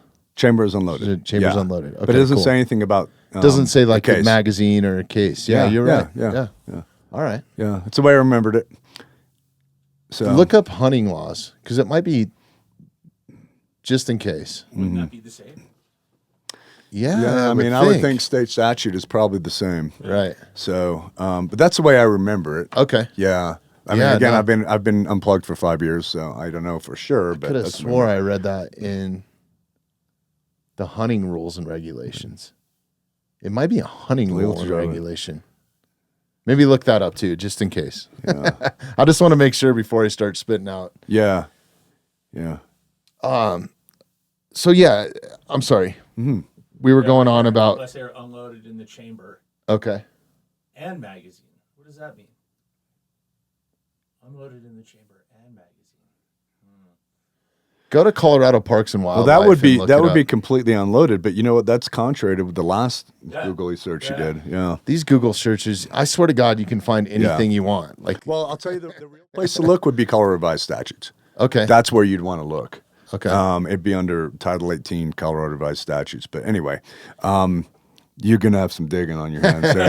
yeah. And I can't I tell don't know if I'm cranking this out Yeah. in 2 minutes. yeah. And you know, a lot of times it's funny, like you have somebody in custody for something and like, you're like, I know it's illegal, but I'm not sure exactly what. And then you're sitting on your computer, like scrolling through CRS, trying to find the my exact God. charge. Well, you know? what you have to keep up with. You too. do. It's huge. It's like an encyclopedia of shit you got to keep in your head, right? Right. And they change all the time. Every year you get legal updates. So, you know, there was many a time where you go, okay, I know it's okay for me to have him in handcuffs. I know he's done something wrong. I'm just not sure exactly. So I'm going to go back and check it out. Now, the shit you deal with all the time, like assaults and stuff, theft, you're like, you know that, right? Yeah. You even get the statute down in your head where you don't need to look it up anymore. But then you get some obscure shit that you only deal with like once a year or every couple of years. You have to look it up. Right. Yeah. But it's a lot, you know? Yeah, it's a ton. lot. It's a ton. I guess I can see it from that perspective, and I've always tried to see it through other people's perspective, whether it's a bow hunter, a cancer survivor, a police officer, a former veteran, Right. a combat veteran, a survival expert, whatever, right? Like, I think that's the biggest thing that this podcast has taught me is really just shutting the fuck up and listening to their perspective a little bit. That's something. I mean, every time something big happens involving police, everybody has to ask me, right? Because I know I'm a former cop and they want my opinion on it to the point of annoying. I mean, like, whenever there's something really big, I'll get like 5-10 texts. What do you think about this? Note Really? that, Jeremy. Do not. Yeah. It gets old, man. I mean, seriously, it gets really old. Yeah. And I try not to be rude, can but imagine, it's yeah. kind of annoying. So anyway, here's the thing though. One thing I always tell people when I'm talking to them is like, I have to say I wasn't there. I can't say for sure because I wasn't there. You have to keep that in perspective. Right. If you're not there, it's kind of hard to lay blame. But it kind of looks that they did the wrong thing, or maybe they did trying to do this. So you explain it away the best you can. But Well, and we've all found out that the media can fucking spit whatever man. kind of shit. Well, that they've they lost want. all credibility, man. Yeah. I mean, they really have. They- We were talking about it the other day. I get most of my news. I mean, I may watch the news just for like headlines, but if I really want to research an individual or a cause, I like podcasts.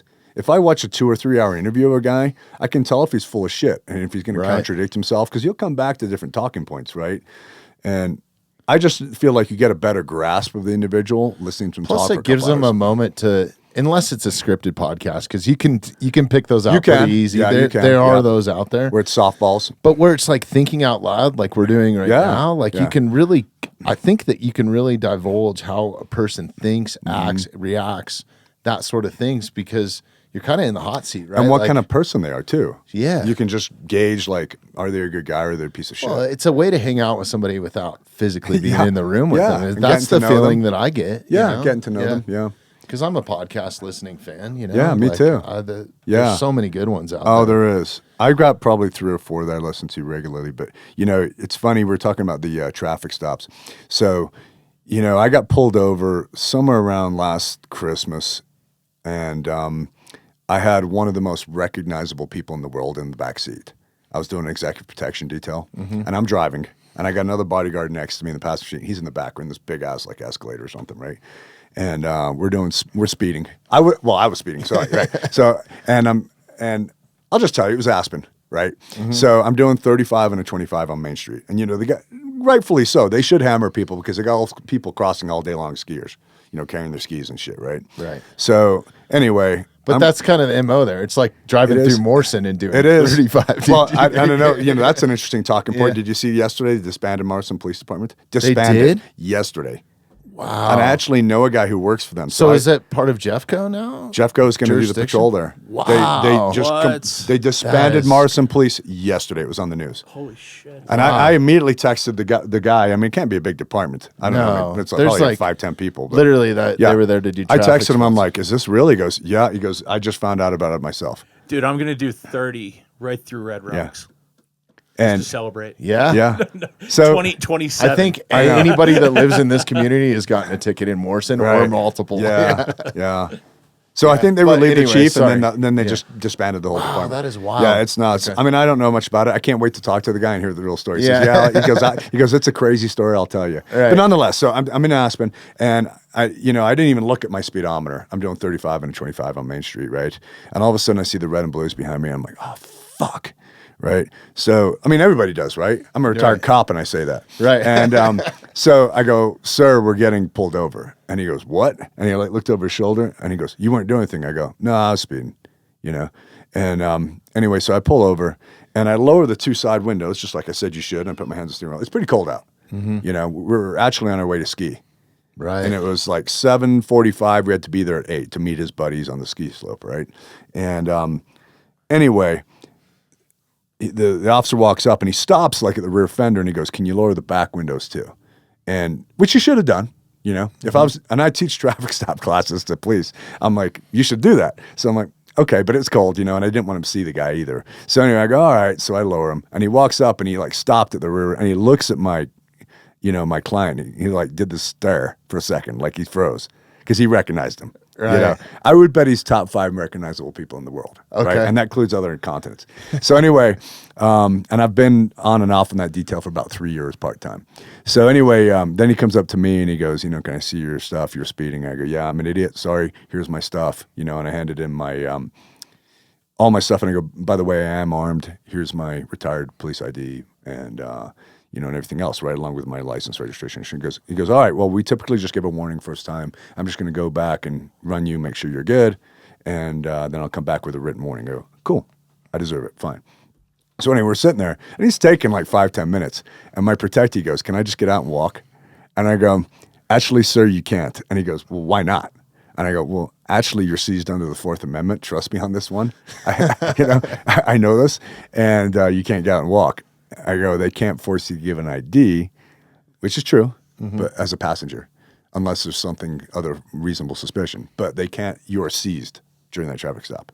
So anyway, he goes, well, we're going to be on time, you know? And I was like, yeah, because we're only like 2 minutes away.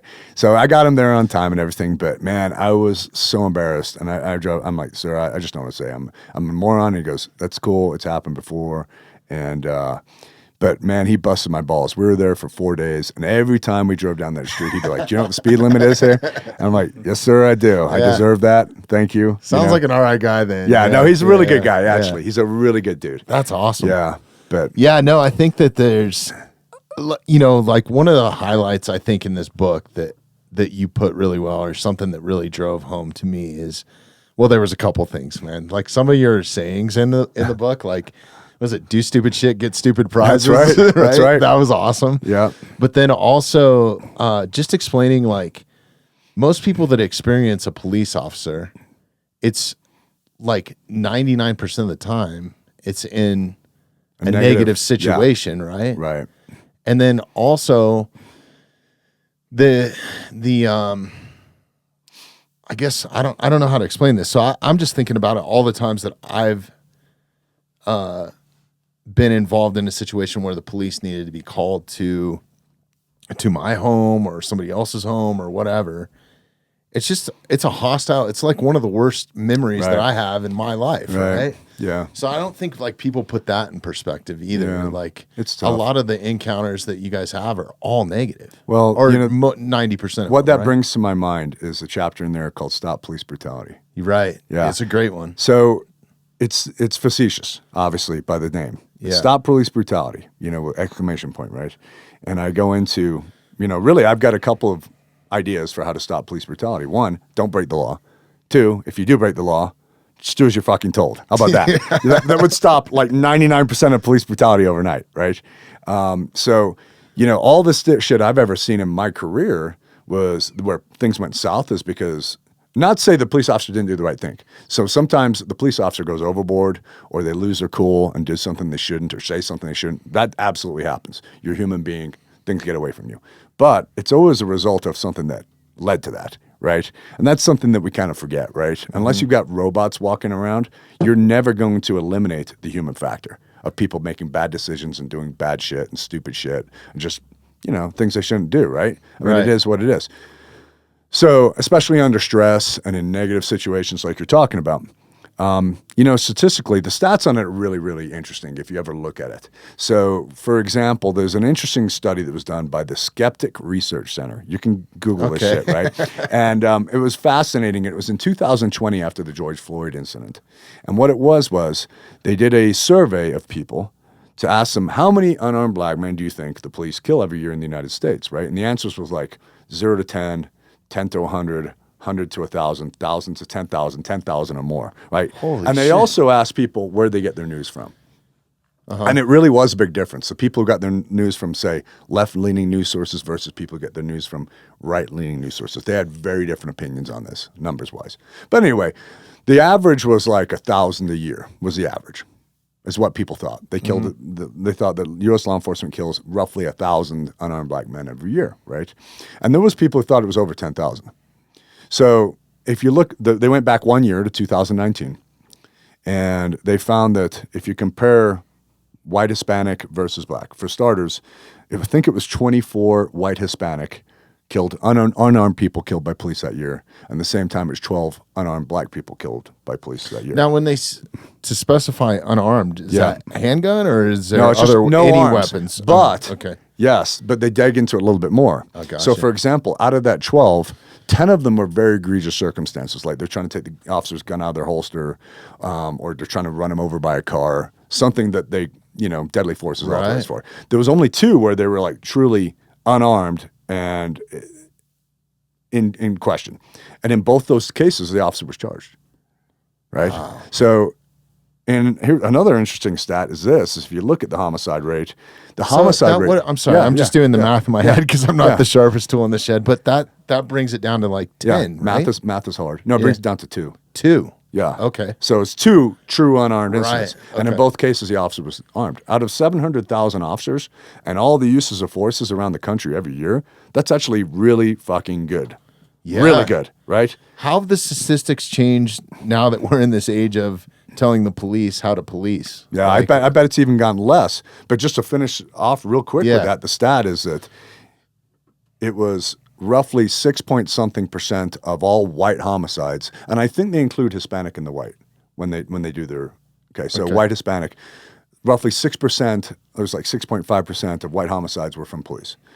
Roughly, I think it was 2.2% of black homicides were from police. So is there a problem with police? I actually don't think there is. I mean, are there police officers who do stupid shit? Is there police officers who break the law occasionally? Sure. Is there police officers who shouldn't be police officers? Absolutely. If there's a human element, you're going to have error. 100%. Yeah. But if you're talking about across the board a problem, I don't believe there is. I think there's actually more of a problem with the public.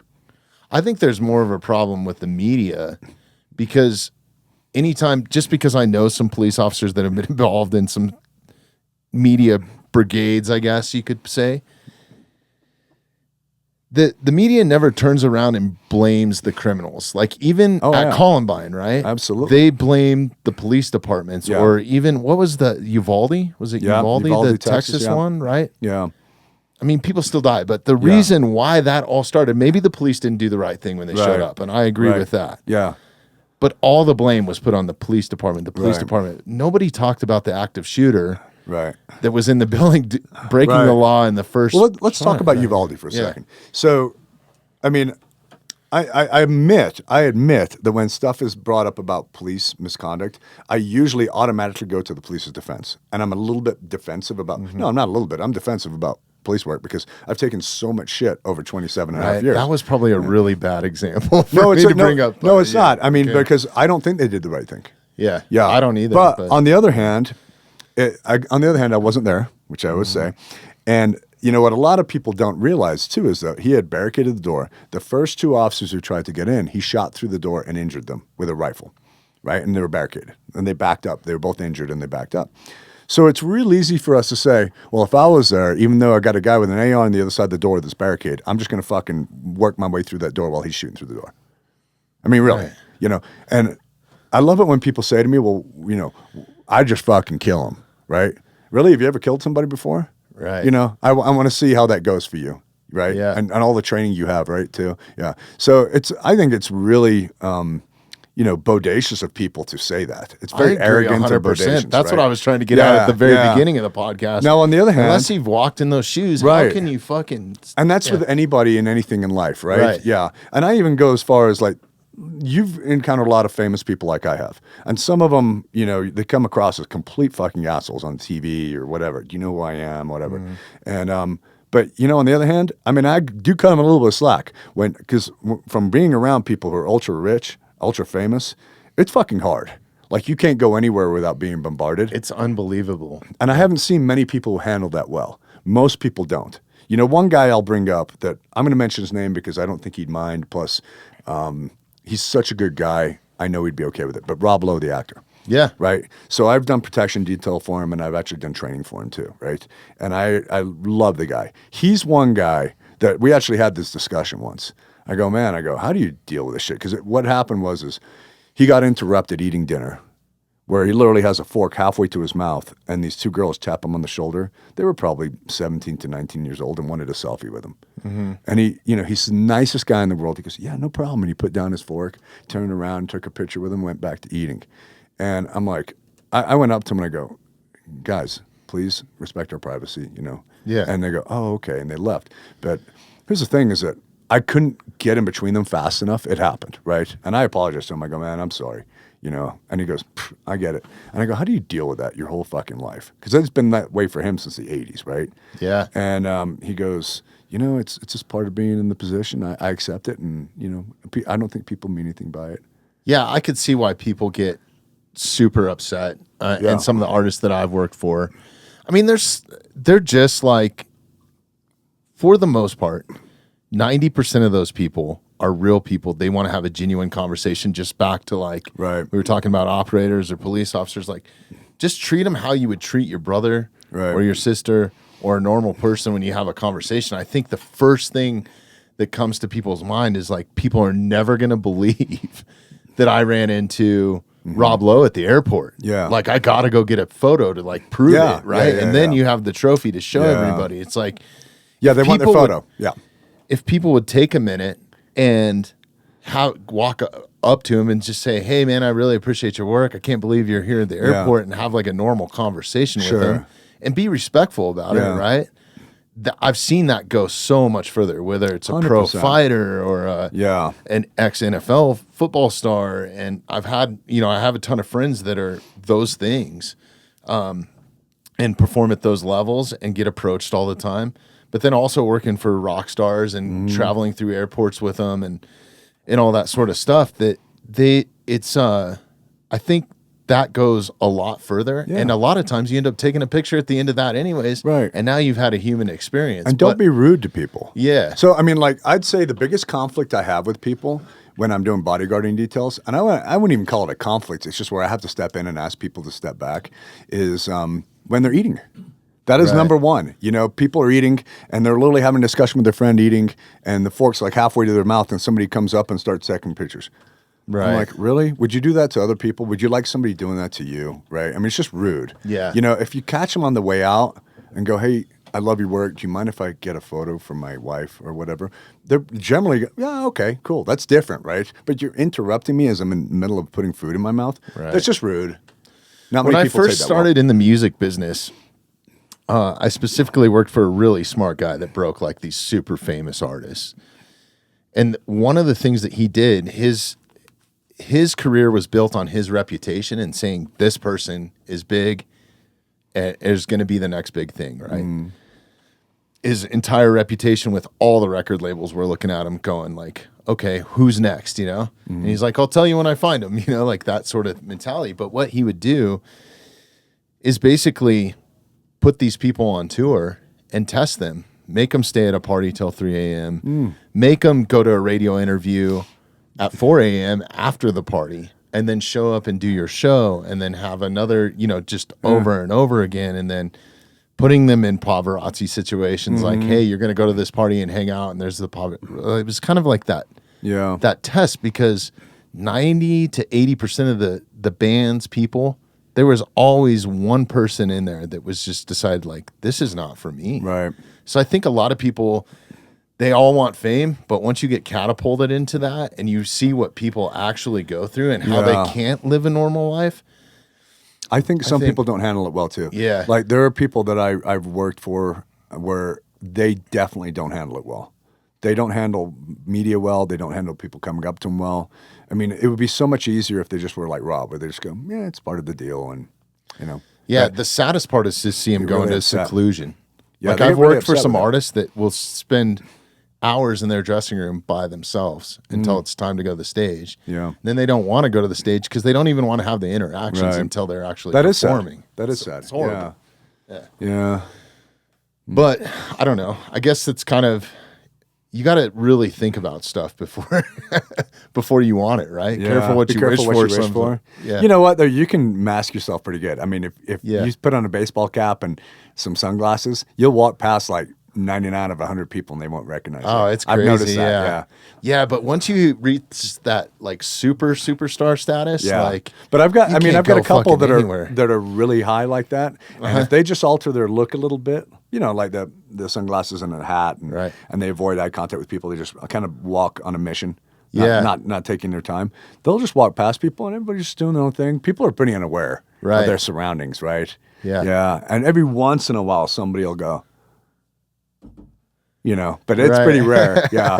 So they're moving so fast. They're like on a mission to where they need to go, you know? Right. And sometimes I think they notice it more because they've got one or two guys walking with them.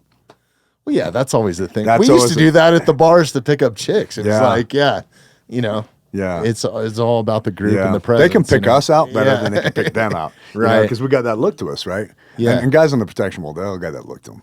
I Right. can pick them out really easy, man. You know, I see them, I'm like, that guy's on the job somewhere. Right. You know, I know there's something going on. Besides the earpiece, but just the Right. way they look and the way they dress and the military haircut usually. They Sure. usually got a Well, military just the thong, right? posture. You got to be on edge, man. Right. Like after dealing with so many artists, I'm so thankful that.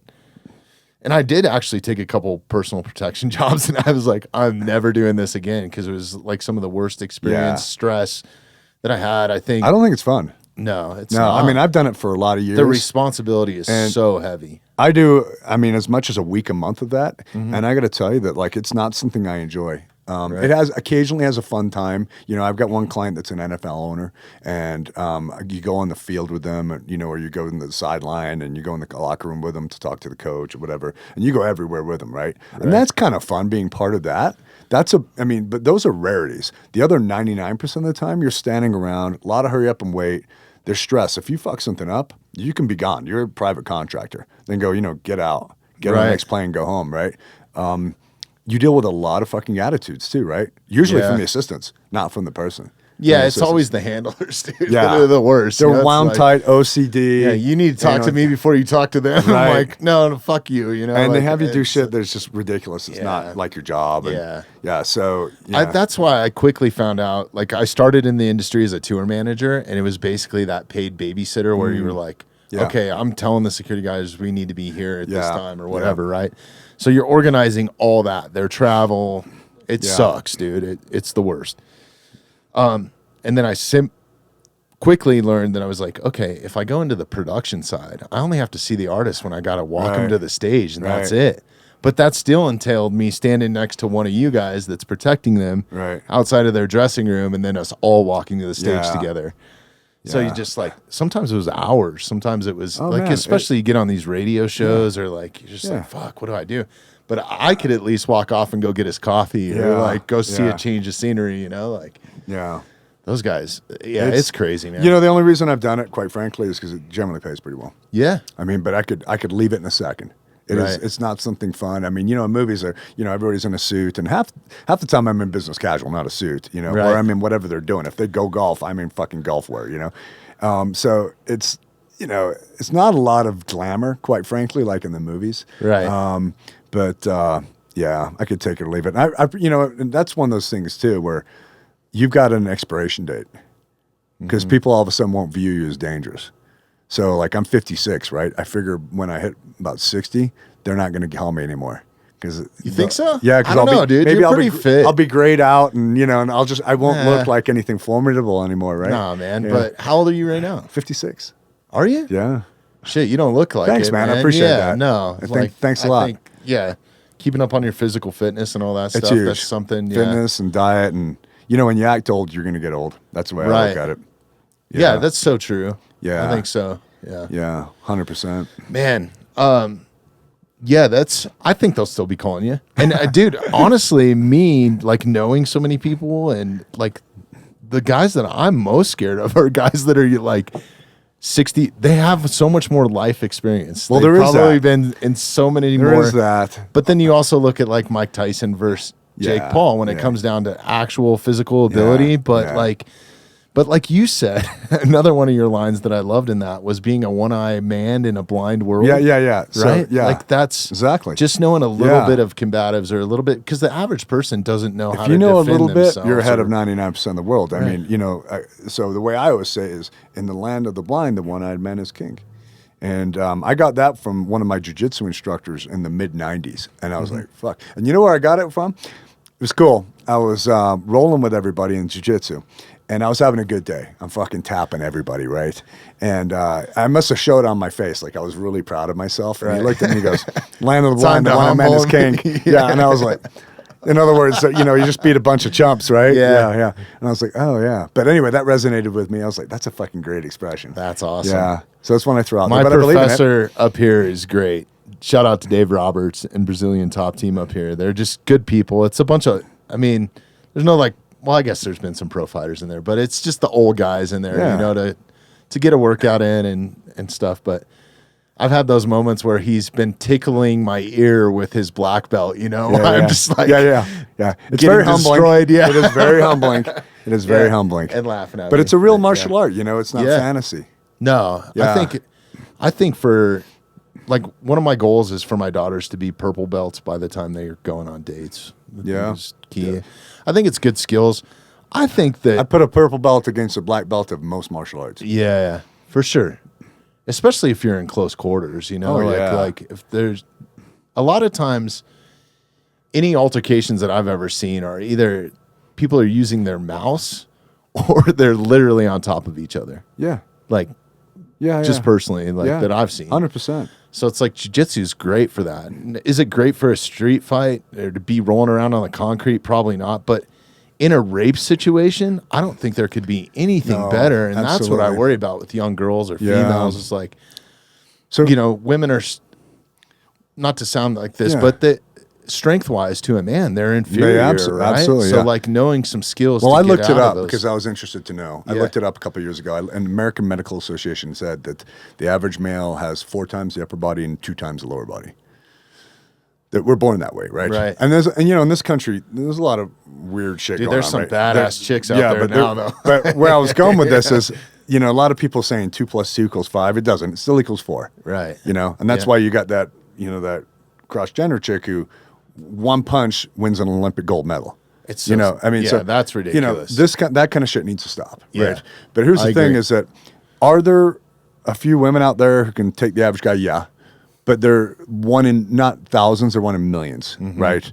So there's a legal term called proportionality, and what it means is that we're all not on the same level. So in other words, if I was to attack you, you're a big guy, and you suddenly pull out a gun. I've got no weapon, but I attack you. I'm just throwing punches. You pull out your gun and you shoot me. The question's going to be asked, well, why couldn't you defend yourself? You're a big guy, right? yeah. Versus, let's say I attack your wife, and I'm just throwing punches, hitting her, kicking her, right? And she pulls out her concealed carry and shoots me. They're going to go, okay, that's proportionality. We're on different levels of strength and size and Really? body weight. So and they everything do else. look at that. Yeah. So it's all part and parcel of the legal equation, right? Wow. And by the way, for your audience, when I talk about this stuff, besides being a cop, I have been certified 3 times as a use of force expert in federal court, which your is highest level. resume is. Thanks. You I should have appreciate never it. sent me that. But I wanted to tell people so Yeah. they don't think I'm just talking out my No, ass, that right? was awesome, yeah. So here's the thing: is that when it comes to proportionality, right? They look at many different aspects. So, for example, was there multiple attackers? What's the age? Can we agree that the average 65-year-old would be in trouble versus the average 25-year-old? Yeah.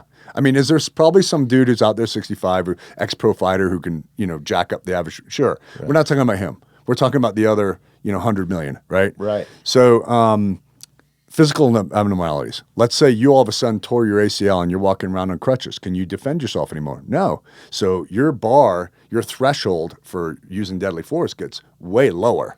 Which criminals target, right? Like They do. They target the That's weak. part of the Yeah. predatory mindset. I mean, we're animals.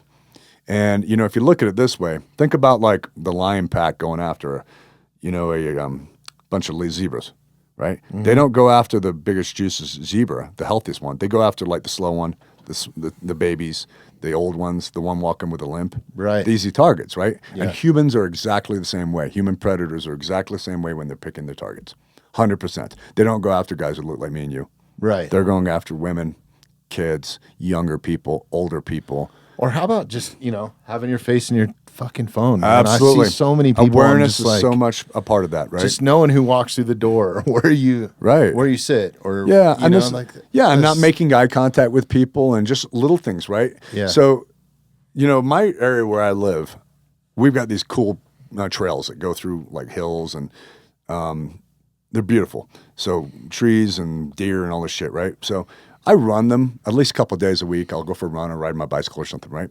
There's people I've been jogging past for the 11 years I've been living there, that as I jog past them, I'll say, good morning, because that's just the way I was raised, right? Right. And they like turn away and look away at me, and they don't reply me, and they walk past, eyes averted. That's a victim mindset. So to the predator, if I was a predator, I'd look at them and go, they're not going to be fighting me. Got him. Yeah. Yeah, they're not going to fight me. Plus, they haven't even looked at me. So, I could literally knock them out, take all their shit. When the police show up, they go, what did it look like? I don't know. I don't look at them.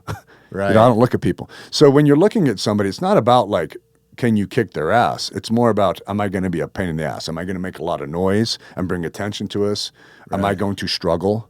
They want somebody who's just going to leave with them, just going to do as they tell them, either leave with them or give them the stuff, whatever their goal is. They want somebody who just plays along. Mm-hmm. The easy victim, right? And if you're not an easy victim, like you look at them and go, yeah, good morning, right? Or if they say, hey, you got $1 or a cigarette? Because they're feeling you out, right? Mm-hmm. It's like a ruse, just to kind of enter your personal space and start conversation. You go, no, I don't have that. And you walk off.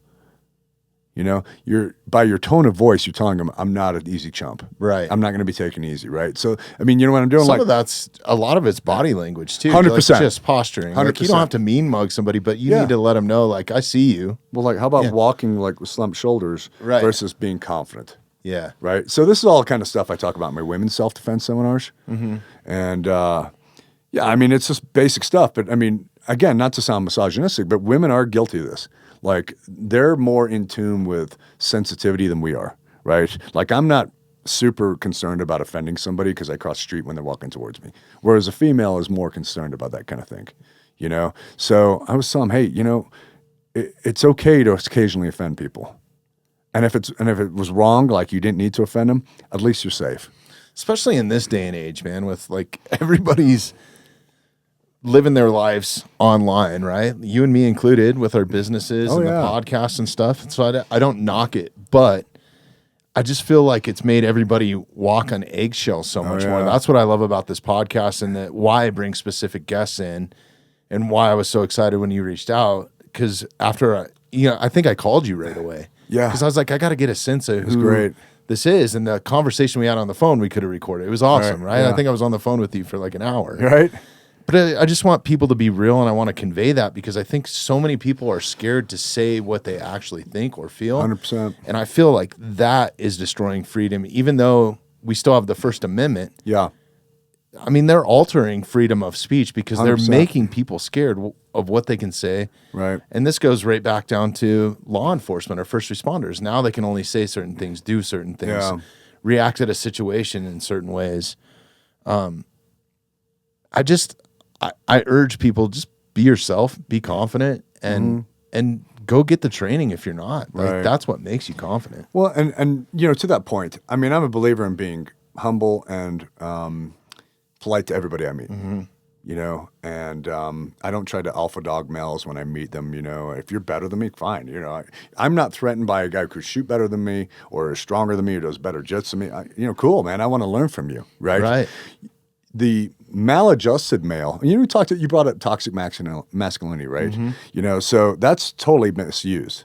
I mean, masculinity is being a gentleman, being chivalrous, opening a door for a lady, helping out people who are weaker than you, right? Being a good father. That's being a masculine male, right? That's the proper way, right? Toxic is abusing people, being a bully, right? Being rude to people.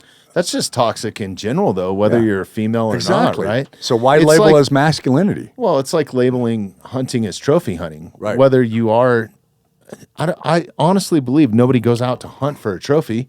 Right. Number one, you're not even getting a trophy. Like the animals have been labeled trophy animals, right? Mm-hmm. Maybe that's where the misconception is. But just because it's a big animal or the right one to take out of the gene pool doesn't mean that it is a trophy or you put it on your wall as a memory, which I choose not to do, but to each his own, right? Like, I think it's just mislabeled, and then taking words and then having so many people with a soapbox interject and tell you when you're wrong or what they think is wrong.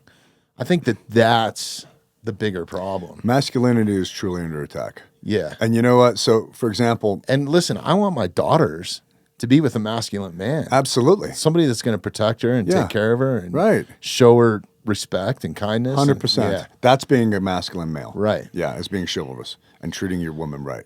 Yeah. Yeah. So, you know, I live in California as much as 1 week a month on a detail. I'm there a lot. And I see some strange shit out there, man. I mean, Colorado's a not far wild behind. spot. But one thing I lived there for 20 years. It's so I crazy, know. man. But one thing I noticed that I've seen it a couple of times now. I'd heard about it. I'd never seen it until I was in California. Was parents dressing their little boys up in tutus or dresses so that they can decide what they want to be as far as gender. It's basically telling them you can be whatever you want to be. Wait a minute. What? Yeah. So they're Actually putting him in that situation. Yeah, so you're seeing a little boy like 2 or 3 years old. They don't even know what the fuck they're doing yet. They can barely speak, walking along in a dress or a tutu. And the whole thing behind it is, you know, I can probably post this on social media, and all my friends will be proud of me, right? Well, that's a thing. It's a subscribing and putting yourself. It's an attention thing, and it's Right. also virtue signaling to let you Exactly. know, like, hey, my mask is on. My son has his tutu on. We're Yeah. going to school. We're getting out Right. of the Tesla. We're better than everybody else. Actually, the Teslas, I think, are out of the equation. Well, now that Elon, yeah, exactly. So Yeah. we're in our Prius Yeah. or Yeah. whatever, Yeah. right? And we're good for the environment. Yeah. And I shop So at here's the thing. I Yeah. had heard about it from somebody, and the first time I saw it, I was like, are you fucking kidding me? And there was a guy walking his daughter and his son into a school, and I was standing outside because I just dropped off the client's kid at school.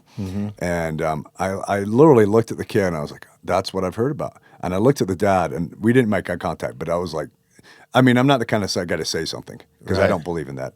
You know, but I wanted to see my displeasure by looking at his son going, the fuck? Yeah. You know, I wouldn't actually come out and say it, but I wanted him to see my facial expression, you know. But he didn't look at me, but nonetheless, I was shocked by it.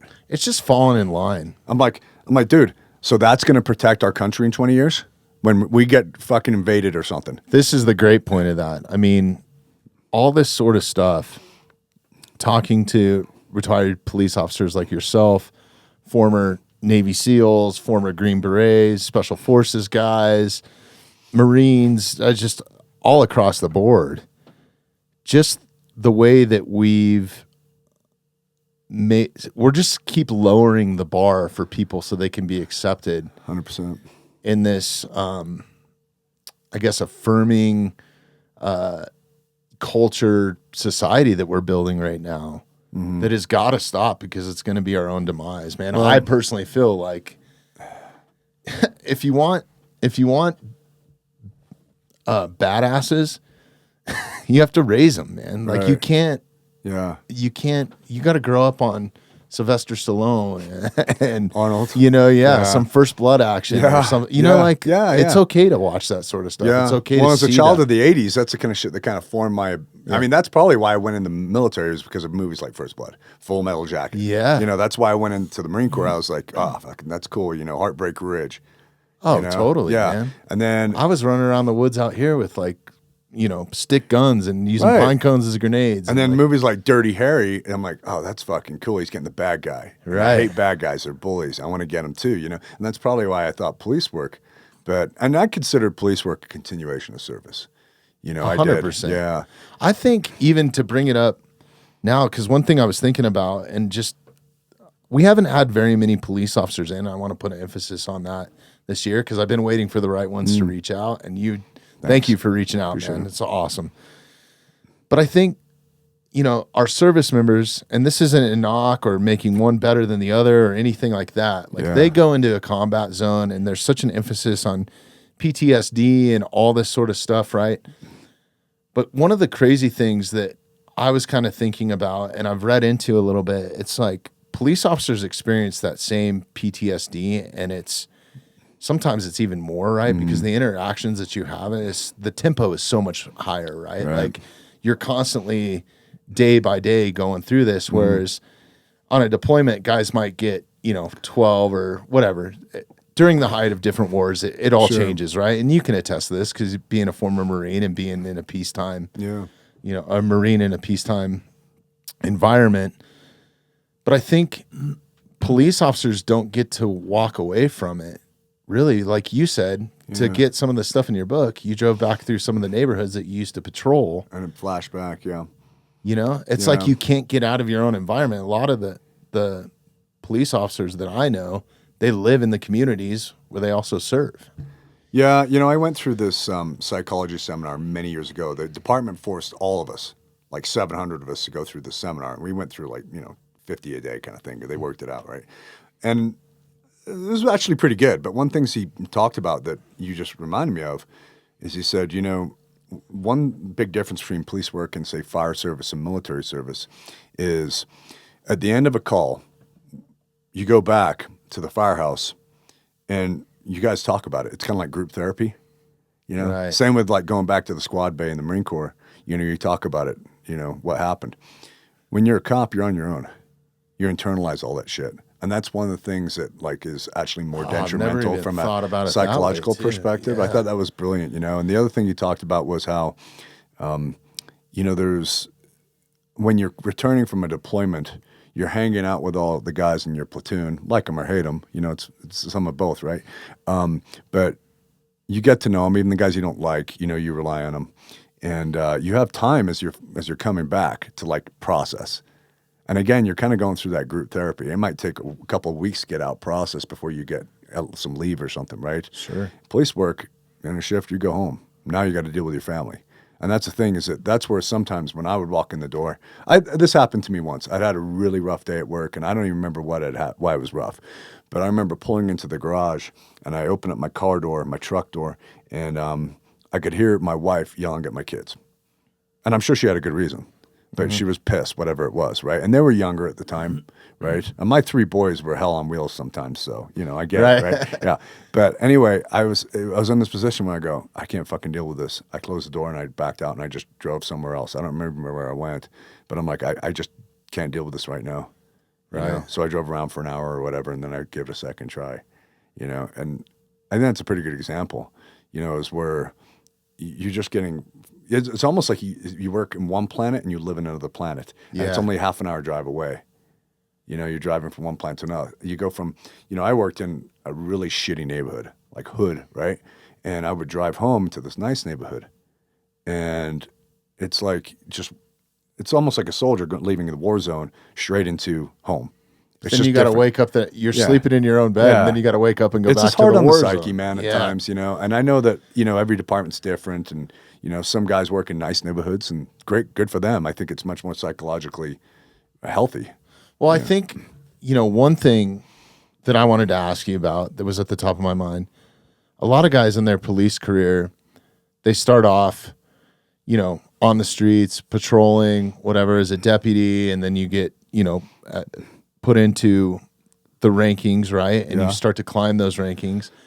And then at about, is it maybe a 10-year mark or something? A lot of times you're offered a job where you might take you off the streets, where you're sitting in an office and you're kind of pushing paper at that point, or more I'd say even earlier than position. that. Yeah. And partially because of the shortages in police work. They've got such shortages now, they can't get people who want to be cops. Right. So they're putting people in positions that it used to take a long time to get to. Now guys are going to it in 2-3 years. Right. Yeah. But anyway, to your point. But yeah, I think to my point, I guess, was you chose in your career for 25 years to kind of stay at that position where you're actually out there, kicking down doors, 'Cause I whether it loved was it. with the SWAT team Yeah. or pulling people out of car accidents, or so many crazy stories. Yeah. The Tomahawk story Yeah. was insane, right? Because Yeah. I own a couple Tomahawks that have been gifted to me, and I just Yeah. can't ever imagine physically using them Right. on a person. Right. It's insane. So go listen to the book. We won't even dive into that, but or read the book. But I guess out of all that 25 years, and then you just explained, going home to your family, how do you flip that switch, and then how do you stay present when you're home and not think about work? Yeah. Because I think another thing that a lot of police officers take home with them is if they are working a case or it's a detective situation or anything like that, or you're probably thinking about an angle for tomorrow so you don't, so you come home, right? Yeah. You know, I don't know. One good thing about patrol work is you're done at the end of every day. Like what I mean by that is unlike a detective where they have a case going for months. Right. You know, and it's on their mind all the time. And so you got no loose ends, so to speak. You ship them off to jail, you're done. Right. That's usually it. Maybe 3 months later, you get subpoena to go to court on it or something. But you got loose ends department. That's a good position. But but there is a lot of times where you come home and you just argued with somebody. Even just an argument gets you riled up, right? Or you've seen a death or something and you're just a little bit out there. I mean, for me, I think the best therapy is working out. I think it's better than talking to somebody. You know, so I was always a big fitness guy. And, you know, another thing I realized really early on is because I probably knew half a dozen people in my career that killed themselves. And one thing I noticed about those people is that they were really wound tight in the job. I mean, like that would become their identity. And a couple of them did it when they retired. Like they retired and after a year, they killed themselves. And I'm thinking, you know, it's probably because they've got no identity anymore. Like they lost their whatever they were, right? They were so wrapped up in that. And so I always made a point of having a lot of outside friends and outside activities. So I'd go golf and, you know, I'd go to the boat and that kind of shit, right? And I'd hunt and I'd do it with people who generally weren't cops. Now, I did have some friends who were cops, but here's what I found is that whenever I hung out with cops, all we did was talk cop shit about that fucking arrest or that chase or, you know, that our boss who's an asshole or whatever, right?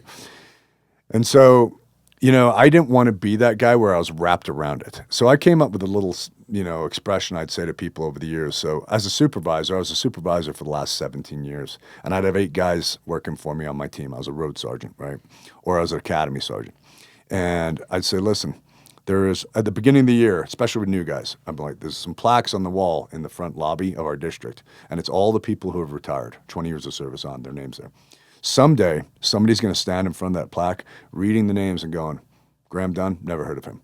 Going to the next name, right?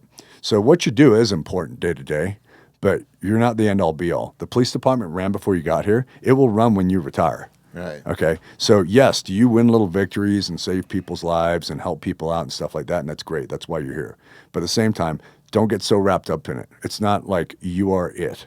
You know, so you need to kind of step out of it sometimes and look at yourself and go, man, I'm fucking wound tight in this stuff. And that's something I realized too when I retired. It was about 6 months after I retired where I realized how wound tight I was. Like, and I started to unwind where I'm always like looking over my shoulder and shit. And, you know, thing is I'm thinking everybody's got an angle on me because everybody tries to burn you. Especially, like, you know, it's wild. In the hood, I mean, when you're dealing with whores and crackheads all day, they're always trying to get one over on you, and they're always trying to give you misinformation on other people doing shit to divert it from them. And I had tons of informants working for me, and even some of your bosses, right? And then you got politicians and that was media the thing too, and all man. that shit. It's and that's why it's so toxic, is because the crazy. bosses don't look after you, Right? You know, so they're kind of leave you out there anyway. So anyway, man, you know, about 6 months after, it took me about 6 months to kind of deflate and go, oh, I'm not a cop anymore. I can relax a little bit. And I've still got some of that cop in me. Don't get me wrong. Of course I do, right? You know, I'll look at somebody every once in a while, you know, I'll see somebody like in a restaurant and I can see the print of their gun or something. And I'm like, I kind of look them over, but I notice it. And I know 99% of the world would never notice it, right? Right. And I'm looking at him going, is he a threat or is he just an armed citizen who's not very good at, you know, concealing his gun? And I make my judgment call on that, right? Or, you know, I'll see a car and I'll pull up alongside him at the light and I'm like, I fucking know that's a stolen car, you know, based on the way they're acting or something about the car, the makeup car, or the guy's got his hood up, you know, or the sunglasses on or something like that. And I'm like, I bet you that thing's fucking stolen. Right. I guarantee it, right? So, you know, I've still got that eye about me, but I have Does it unplugged feel a lot. weird not being able to do anything about it? No, and in fact, you know, people ask me if I miss a job, and you know, I was one of those guys, and I think this is why people ask me if I miss it, because I was one of those guys. I was in police, what they call a shit magnet, where you always seem to be there when shit goes down, right? And I was that guy, and I actually disagree with the term because it's almost like it's, well, you know, you're just lucky. You just happen to be there all the time when shit goes down, right? And it's not from luck; it's from trying hard. Like I was fucking hunting all the time, looking for bad people. Not shit, piddly shit. I don't want to do traffic stops and stuff like that. I want to hunt down fucking felons. People wanted for shootings and murders and rapes and shit like that, right? Yeah. That's a shit that That's get what I off on. loved about Yeah. this book, and that's the main reason why I wanted to have you in here, because I think that there's a lot of people that get complacent in their jobs, no matter what it is, whether they're a podcaster or a clerk at a grocery store or whatever. You just get comfortable and complacent, right? You lose And your passion. Yeah. Yeah, no, I was very passionate about it till the last day, but now I'm like glad I'm away from it, right? But I was so passionate about it to the point where it got me in trouble. Like I would have commanders go, stop doing that. Just do the minimum. You don't have to, just do the bare minimum of calls. Don't be hunting all the time Because you're making the other people look better? No, because or you're is getting that- in too many chases. And, so here's why administrators hate proactive work. Because A, you're going to use more force. You just are, because you're hunting bad people. Yeah. You're going to get in more car chases, car wrecks, more media attention, more lawsuits. That's all the reasons why administration hates proactive police work. They don't want the light. They just want it to be smooth sailing, no lawsuits, no media, easygoing, just get our checks and we all go home, we're all happy and we can, make fucking videos on TikTok of us singing and dancing and shit. That's a pet peeve Dude, of that mine. is I the fucking hate that. I hate it too, man. It's embarrassing. Here we go back to masculinity, right? Yeah. Like the strongest influences in my life were men that were masculine, but not toxically masculine, just confident in themselves. Right. Gentlemen, protectors. Right. Yeah. Well, and here's the thing too. Think about the word predator. When we think of predator now, we think of like a pedophile, right? Mm-hmm. I mean, we as humans are apex predators. Yeah. Yeah. Meaning we are top of the food chain. I make no apologies for taking an animal and eating it. Mm-hmm. My eyes are up front. We are forward-looking binocular predators. Yeah, if I was a fucking prey, my eyes would be on the side, right? That's how that works in nature, right? Yeah. That's a great point. And we bring that up so much because especially with this whole mountain lion ballot that we had or the mountain lion hunting ban that was on the ballot this last year, we just did a deep dive on hunting and how it's human and like you're looking at these remanufactured artifacts on the it's been like it's proven by science that we've been hunting for thousands of years, 12,000 generations until recently. And they're like in the last 50 years, not even 25, they're like, oh, we got to put a stop to this, right? Well, like, what really gets me is the people who are anti-hunting but eat meat. right. I'm like, really? So you've got a moral high ground on me, but you eat animals that fucking mistreated in a slaughterhouse. Got it. Even last night, Got it. Understand. Okay. I had to pick my daughter up from ballet. She does ballet down the hill. So I had a couple hours to kill. It was a drop her off for their rehearsal or whatever for their winter show and then pick them back up, her and her friend. So doing a favor for the wife. And I was like, fuck, well, what am I going to do? I'm not going to drive all the way back up here.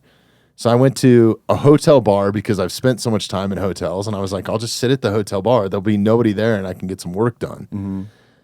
So I'm there and this vegetarian girl comes up and she wanted to know the brand of the veggie burger and where it was, and she wanted to read the ingredients. So this poor lady that's behind the bar is like, I have no fucking idea. So she's going back and forth from the kitchen to the cooks. Yeah. She brings out this gigantic box that has all the ingredients stuff on it, right? Excuse me. So we get down to all that, and she goes, okay, well, what would you like on it? Do you want and she's super nervous to ask, do you want cheese? Yeah. She spent 20 minutes. She's like, yeah, I'll have some cheddar cheese. And I'm like, what? It's just so You're missing the backward. point. Do you want mayo?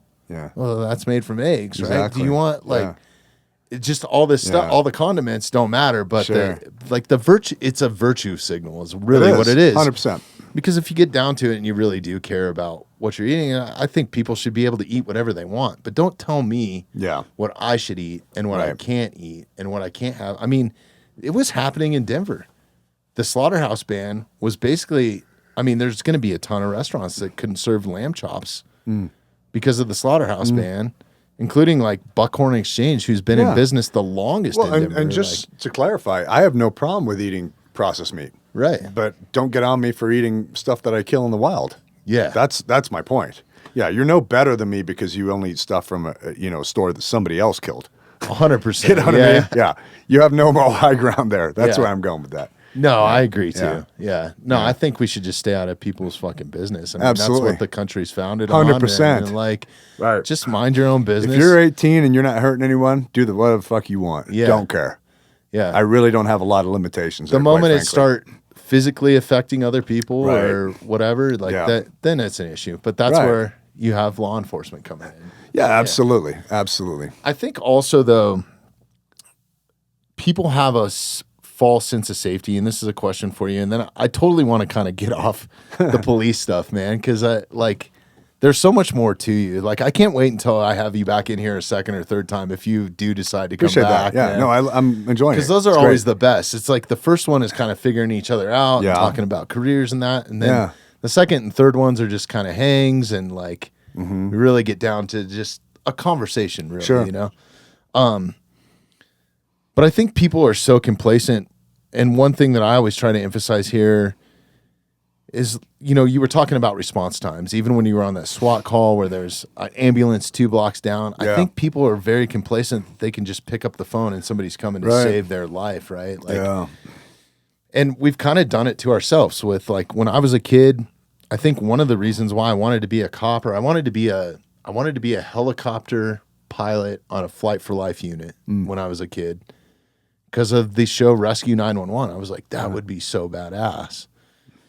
And I just think that, you know, with TV shows and glamorization of those sort of things and telling the true stories, and then you have the series Cops, right, that ran forever, and Yeah. they're only showing you not the stuff that's in your book, dude. Yeah. Like, Just you know, really just- routine stuff. Yeah, just really kind of Yeah. normal stuff that's good for TV. And Sure. then you find out, like, even some of that was scripted a little bit, Yeah. like with them Yeah. telling the police officers what to say. It's Right. like, wait a minute, Yeah. what? Yeah. What are we doing Yeah. here, right? Yeah.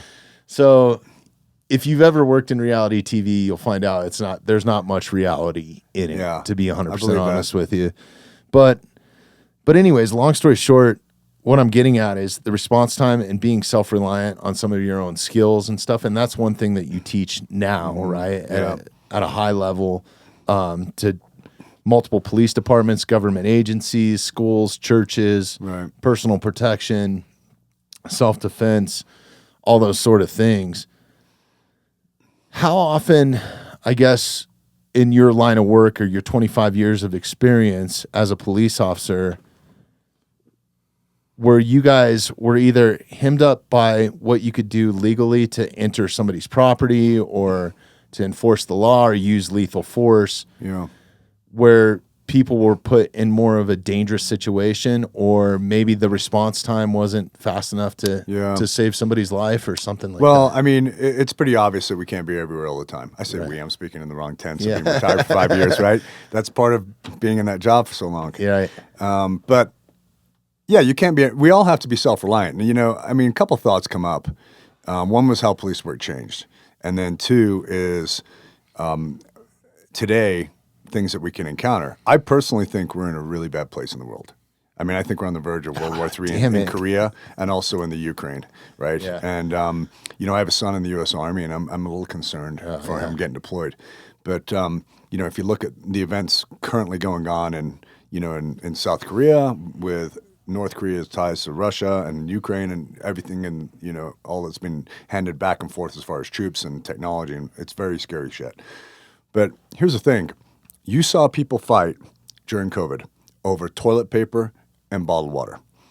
Imagine we lose our internet for several days, weeks. We lose our communications for several days, weeks. People are going to lose their fucking minds. Yeah. They are. You'll have roving mobs going through decent neighborhoods, pillaging, right? That's why we need to, I mean, yeah, stock up on food to as much as you can, food and water, right? But really, guns and ammo to protect your loved ones, right? Mm-hmm. So, you know, I look at it this way. If the angry mob's coming down my block and a couple of their heads pop, I think the rest of them are going to scatter, especially if they don't know where it's coming from because I got a suppressor, right? Well, it goes right back to being that vulnerable person or target to whatever the threat is, right? Like, So, you know, this is kind of shit when I talk about this. My wife kind of rolls her eyes and, you know, thinks I'm kind of a nut. But, I mean, maybe it never happens, and I hope it doesn't. But if it does, I want to be ready to protect my loved ones, right? So, no, I'm in accordance with you 100%. I mean, I think we have to be ready to protect ourselves. You know, I carry a go bag in my truck all the time just in case that shit happens. You have it where, you know, think about this. If the police lose communications, they will lose control. So if somehow there's a terrorist event on October 7th, hey, the way our border's been, You could easily have an October 7th here in the United States. Right. Where you have guys roving through neighborhoods, just murdering anybody who's in their way, right? Going to Well, it's grocery happening in stores. Aurora right now. Sure, the Venezuelan gangs, Yeah. but I mean from a terrorist point of view. Right. You know, like with Hamas and Israel, right? Oh, yeah. So here's the thing is that, you know, I've got enough without giving myself away in my truck to get home because it might take more than a pistol, right? Mm-hmm. And that includes smoke and things like that, right? I've got my go bag, my med kits, all the stuff I would need if it's going to be hard for me to get through maybe a roadblock, you know, stuff like that, right? And I got a 4-wheel drive in case I have to do a little bit of 4-wheel driving. So I've thought it out. 30, 40 years of training. But I mean, the pistol may not be enough Right. without giving myself away too much. Yeah. So, I'm with you. yeah, you know, it's crazy times we're living in. I think you have to be ready to protect yourself and not just go, well, we've got a good police department. Again, if technology goes down, they're fucked. Mm-hmm. And I do think that a lot of those guys are going to go, well, I've got no communication with dispatch. I need to go check on my family. And I can't blame them for that, right? I would probably do the same thing. And be like, fuck, I need to, you know, Family rally home first, and make sure that everybody's at least okay. And then maybe I can go back and think about helping other people. But shit could break down pretty damn easy if you think about it in the right ways. Oh, yeah. It's my biggest fear, honestly. Absolutely. Like was another that's point, the but type of shit that keeps lost me it. up at night, I guess. Is like Yeah, me too, man. war stuff, you know? Yeah. And like how vulnerable, how complacent we are because I feel like I have common sense. And believe me, I am not the sharpest tool in the shed, but neither. I have common sense and just looking at it and just how complacent and how comfortable people are in their day-to-day lives. I almost feel like a psycho thinking outside the box and having 1,000 rounds of ammo show up at my doorstep or whatever, right? Well, you're not the only one. Yeah. I just restocked, and you'd laugh if you knew how much I restocked on. Yeah. There was at least 10,000 rounds per caliber that I commonly use. Yeah. But, you know, the ammo tax is coming in. That was part of the reason. Right. I was like, you know what? I'm going to restock up before that ammo tax hits, save some money. Yeah. So that's 6.5% that starts April 1st in Colorado. Crazy. Yeah. Yeah. But, no, I'm with you, man. There was another point of that, and I think it's lost better to be prepared than it is not to be. 100%. Right? You know what? Eventually, no I'll matter go through what it. it is, right? Eventually, I'll go through it. Yeah. Like, I mean, it just might take me several years, but I'll go through it. Right. You know, I shoot enough, I'll eventually get through it, or I'll gift it to my sons. Right. You know, when I finally my day comes, my sons are going to have a good be little set up. Yeah. My biggest Mine too. my biggest concern is they're going to fight over certain guns. They're like, Oh, I of really course. want that one. No, you can have. So Yeah. you know, it almost makes me think I should put it write it out for them. Who gets what? No, you totally should. I already have with my kids because I have some friends that have started some amazing tactical companies, and one of them is Half Face Blades. Shout out to Andy over there, man. He just makes the most beautiful blades, tactical tomahawks. Guys deploy with them, just all kinds of different stuff. Yeah. And I've got a nice collection of it. My son's already got dibs on certain ones. He's Right. like, yeah, that one's mine. You Yeah. know, like he my just boys do the knows. same thing with my Yeah. guns. Yeah. Yeah, Yeah, absolutely. So they know if tomorrow they know which one is theirs. You know? Right. It's kind of cool. Yeah. Well, it could be. Yeah. You Yeah. never know. That's the other thing too. Is like just the more comfortable. I think it's okay to be on edge a little bit. I think it's okay to be a little You should be. masculine. You should be. Or very masculine. It's all right to use violence if you need to. Like that's another thing is like this is just dumbed down of not using violence. I mean, Sure. it's really what our country was founded on. And Yeah. I'm not saying like you go out and you start punching everybody in the face, but it's kind of funny, like sitting in here and if you go back or if you've listened to this podcast multiple times, we have a ton of professional fighters and professional athletes. Some of the scariest guys in combat sports, like my buddy Chris Camozzi, shout out, just won the bare knuckle boxing world championship, right? He's 205. I don't feel threatened by him at all sitting across from me. Sitting When a guy's confident in his abilities, he doesn't have to impose on other people. there's nothing to prove, right? Yeah. Yeah. You know, one of the ways that you can tell a maladjusted male is how they act around other strong men. So if they try to, tell you all their accomplishments and talk themselves up, or you can just tell by body language they feel a little bit uncomfortable around you. I mean, I don't encounter that very often, but once in a while, I can just tell the person's not very comfortable. I mean, I'm super humble when I meet people, super polite. I go out of my way to be that way. You know, I really Yeah. do. I don't want to come across as aloof or you know, trying to alpha dog people, stuff like that, right? So I'm always, hey, how you doing? Nice to meet you. You know, and again, if you're stronger than me, bigger than me, shoot better than me, I'm impressed. I want to learn from you, better jits, whatever it is, right? I'm not threatened by that at all. So, but when you meet somebody who is threatened by you, that is, from a psychological perspective, that is a maladjusted male. That's somebody who could be a threat to somebody, you know. And one of the things I always talk about to, you know, when I'm doing these women's self-defense groups is that, you know, when you're, as a female, well, let me back up a little bit. Vampires, how can they come in your house? You have to invite them in, right?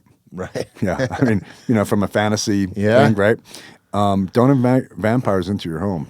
And I got to tell you what, most people who assault and murder and rape women are known to them. Yeah. You know, we always talk about the stranger jumping out the bushes, right?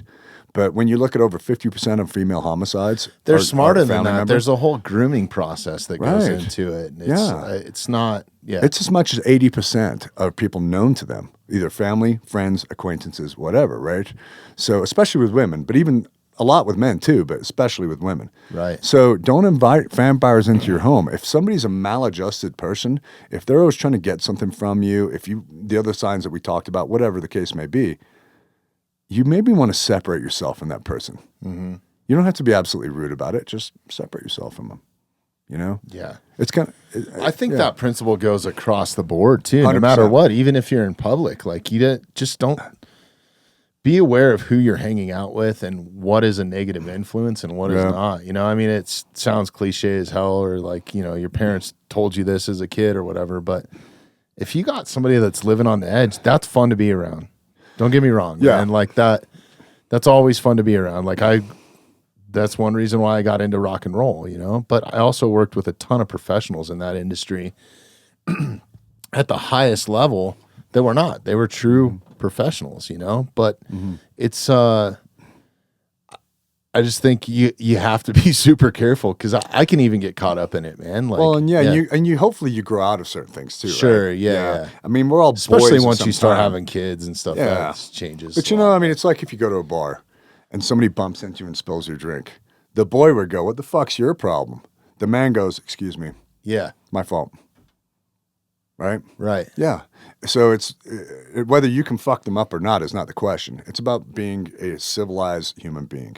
Now, if then all of a sudden they want to start shit, I will still try and get away from that. I'll go, you know what? It's probably my fault. Have a nice day, and I'll turn around. This is why I prefer to watch the UFC on my couch It's and not hard in the to do, arena, though, isn't it? Yeah, it's hard to like do. Crazy. It is really hard Yeah. to do, though. I admit it. Yeah. I mean, it's hard for me, you know, and I'll walk away like fucking pissed about it. Right. But, you know, I know it's the right thing to do. The only time I'm actually going to go physical is when they keep pushing it, and I have no other option. Yeah. Then I have to do it, right? So, but there's For lots me, of it's boys always- walking around in men's bodies. Oh, yes. Yeah. A ton. For me, where I always have trouble just growing up the way that I did is I was the oldest in my family, single mom, you know, younger brothers and siblings, experienced multiple domestic violence situations that was never my mom. I mean, it was my mom's spouses at the time or whatever, but she wasn't trying to like invite that into the home. No. So it wasn't like she was beating me, but Sure. there was just this really weird dynamic that I grew up with. So I've just found myself as I naturally want to protect anybody and everybody, even if it's a stranger, man. Yeah. And that's a rough one for me, is to see somebody else being No, I agree. and not intervening. Well, I do intervene. That's the Yeah, problem. I do too. I do too. I mean, I have a hard time with that too, human or animal. Yeah. Right? And I'm a big dog lover, so I see somebody messing with a dog, I have a hard time with that. Oh, yeah. I'm going to say something. Yeah. But, you know, back to what we mentioned earlier, I kind of skipped over it. You said, you know, what about law enforcement and not being able to do their job, right? Mm-hmm. Here's a perfect example. As a SWAT officer, back in the old days when there was a barricaded suspect, and a barricaded suspect by definition is somebody who's armed, refuses to come out, and they're an instructor. So someone in the house, trailer, apartment, and they're armed, and then like, fuck you, I'm not coming out, I'll shoot you, right? That was a barricaded suspect. And that was automatically, the patrol goes, oh, we're backing off, SWAT, come handle it, right? That was one of the many things that we would do. So back in the old days, we would set up a perimeter, we'd get a arrest team ready, then we'd start to make negotiations with them. And we try with a negotiator. If you know, it didn't work out in the end. We're like, all right, I guess we got to gas them. We gas the fuck out of them. And they would almost always come out. But if they didn't, we'd have to go in and get them, right, with ballistic protection. So here's the thing, though. All of a sudden, they changed the policy. And we would get these pretty regularly. I mean, that was maybe a once, twice a month call for us, a SWAT, Really? right? Yeah. And, you know, look, it's a domestic violence. Some dude just kicked the shit out of his wife, and she leaves, and she's all fucked up, like bruised up and bleeding and stuff. And she's like, yeah, my husband's in there, and he's a hunter, and he's got hunting rifles. And he's like, yeah, I'm not coming out. I'll fucking shoot you. How many? I'm sorry, I don't want to. I want you to keep going, but Yeah. a big contributing factor, and even I'm a hypocrite because look at this mini bar behind me. Yeah. I eyed it. Alcohol is just like It's a big one. It's a big one. Big contributor to a lot of 100%. I mean, it's a big part of crime, just like dope's a big part of crime. Sure. I mean, it's all a big part of crime, right? Yeah. People can't handle it. I mean, I like a beer at night, but I don't get silly. Right. You know, and I'm sure you're the same way. But a lot of people, they can't handle it, right? Right. So here's the thing, too, though, is that with these barricaded suspect calls, all of a sudden, they go, you know what? We're not going to do those anymore. And we're like, what? They're like, no, what we're going to do is they'll just get arrested later if they refuse to come out. And I go, well, what do you mean? Like, well, someday they'll get pulled over. We'll put out a warrant for them, and someday they'll get pulled over, whatever. So I'm like, okay, but what about like the gal and her kids who just got kicked out? Everybody else in the home. And they can't, and there's a guy in there raving fucking mad, pissed off, doped up, or drunk, who's armed. You know, we're just go, we'll see you later. They go, no, we'll like take them to their sister's house, or, you know, if they have nowhere to go, we'll buy them a room for the night. Right. Although the city will pay for a room for the night, you know, for them and their kids. And by tomorrow, he'll be cooled off, and, you know, and maybe we'll catch him another day just driving along from a traffic stop or something. I'm like, So basically fucking ignore it. yeah. So, I mean, those times where we got ordered to leave, and this dude is like fucking up, like you could hear him screaming, smashing his windows, and, you know, this kind of crazy stuff, and firing a shot off inside their house. Dude, this is not like just me thinking, like if I call the cops for protection and I'm in a horrible situation and the police, Yeah. I'm calling them because I want them to solve it. Right. Not ignore it. Right. And we wanted to solve it. And they're telling us, no, you have to But leave. this is just a horrible And their neighbors are face scared for, too. Their like- neighbors are like, I don't want to stay here. You know, because the neighbors know what's going on. They're like, fuck, we're leaving too. Yeah. You know, he's nuts. He just fired off a round through his roof. You know, whatever, right? He's smashing out all his own windows. So that became policy, that we were walking away from stuff. If all the innocent people were out of the house, now it would be different if like there was a wife or a child in the house. They're like, okay, we got to deal with it. Right. But if they walked out, like he goes, yeah, get the fuck out, and they walk out, we're like, okay, we're done. See ya. We're leaving.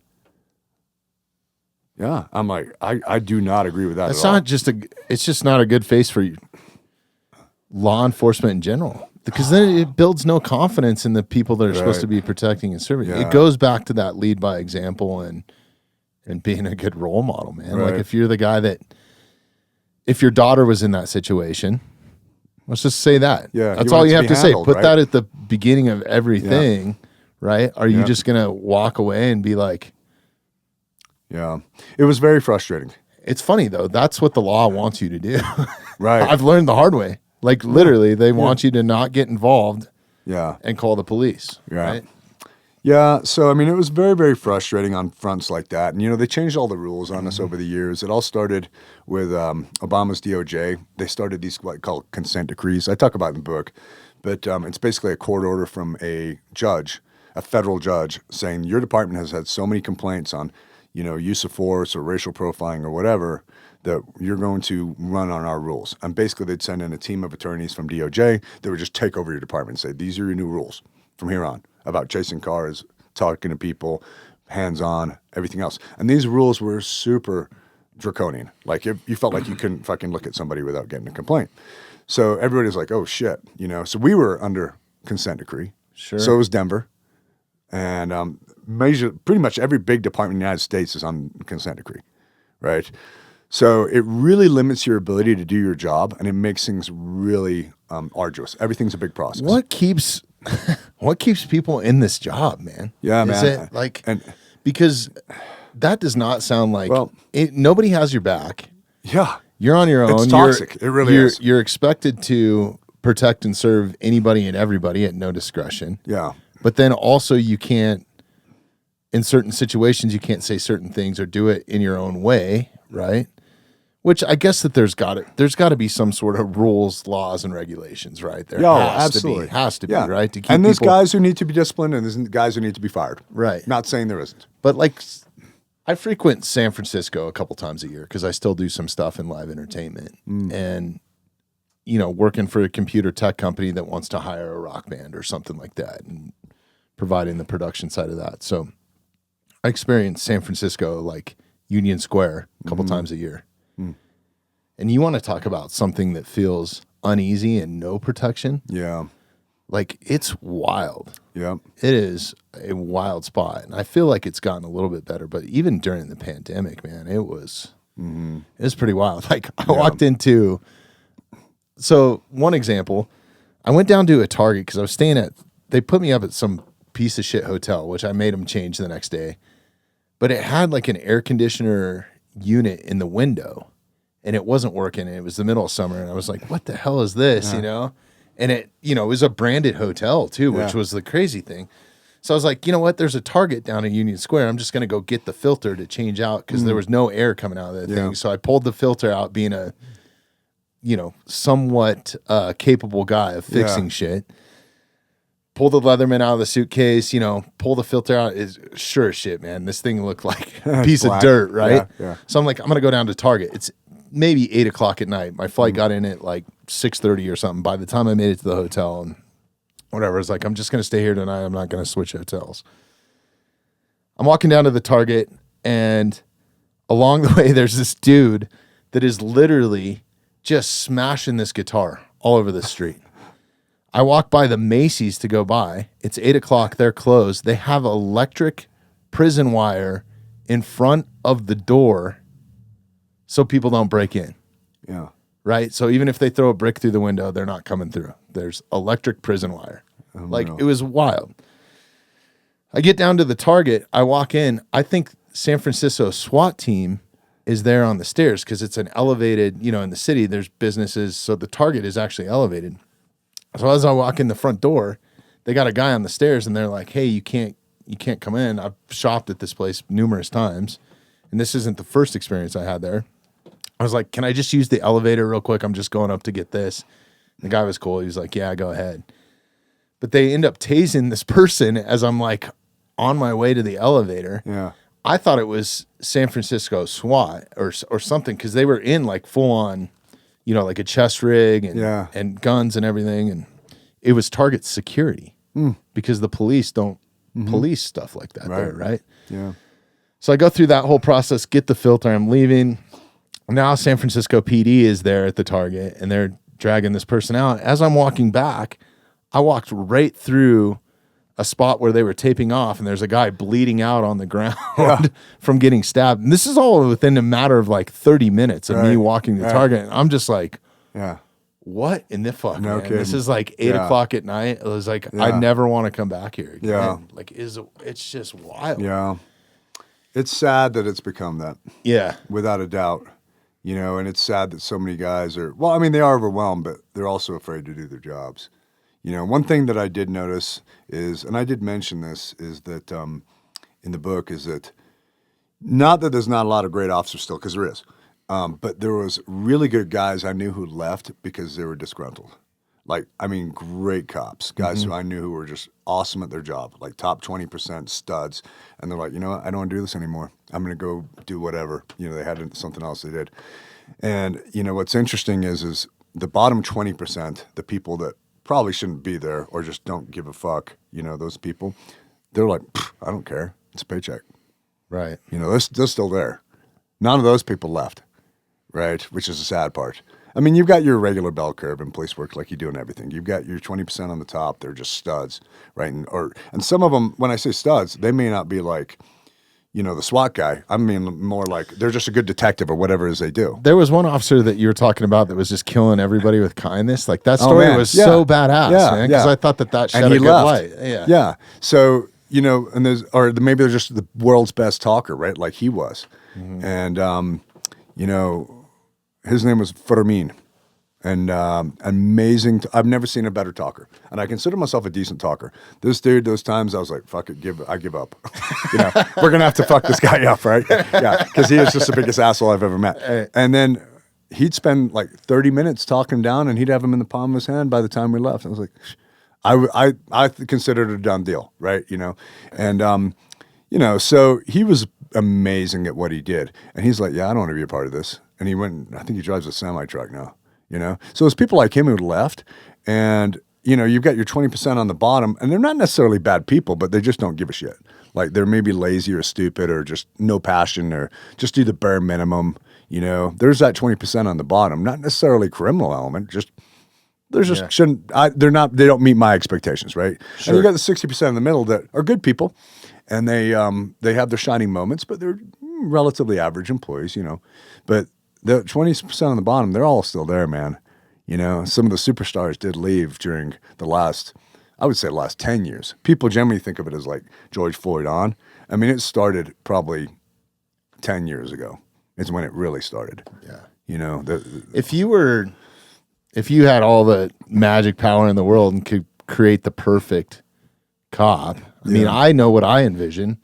I envision a stud, somebody that's not going to take shit, somebody that is going to protect and serve and be nice to kids and hand out baseball cards and bubble gum or whatever, right? Like just be that role model for the community, but then also be able to handle or walk into any sort of situation and handle it with force, right? Because that's really what you want when you're calling the police. You want a gentleman. Yeah. Somebody who is polite to people and is intellectual and knows the law, knows what they can do and knows what they can't do, and doesn't overstep their bounds.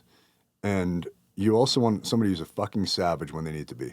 Somebody who's in good shape, knows how to use their firearm, like they're a good shooter, and can take care of business if they need to. A gentleman and a savage. Right. Yeah, no, I think that's what I aspire to be. Would be that would be like the perfect cop if there was such a thing, right? So I don't know, man. I mean, I still believe that the majority of police and sheriffs are really good people. I think there's a few that need to go, but I think the overwhelming majority are very good people. And they're in it for the right reasons. Yeah, no, I agree. Yeah. I agree. I think most of the guys that I know that are in it are people like yourself, are just, they're also trying to live their lives, man. They're trying to raise families and stuff. It's crazy. It's a crazy world now that demands a lot.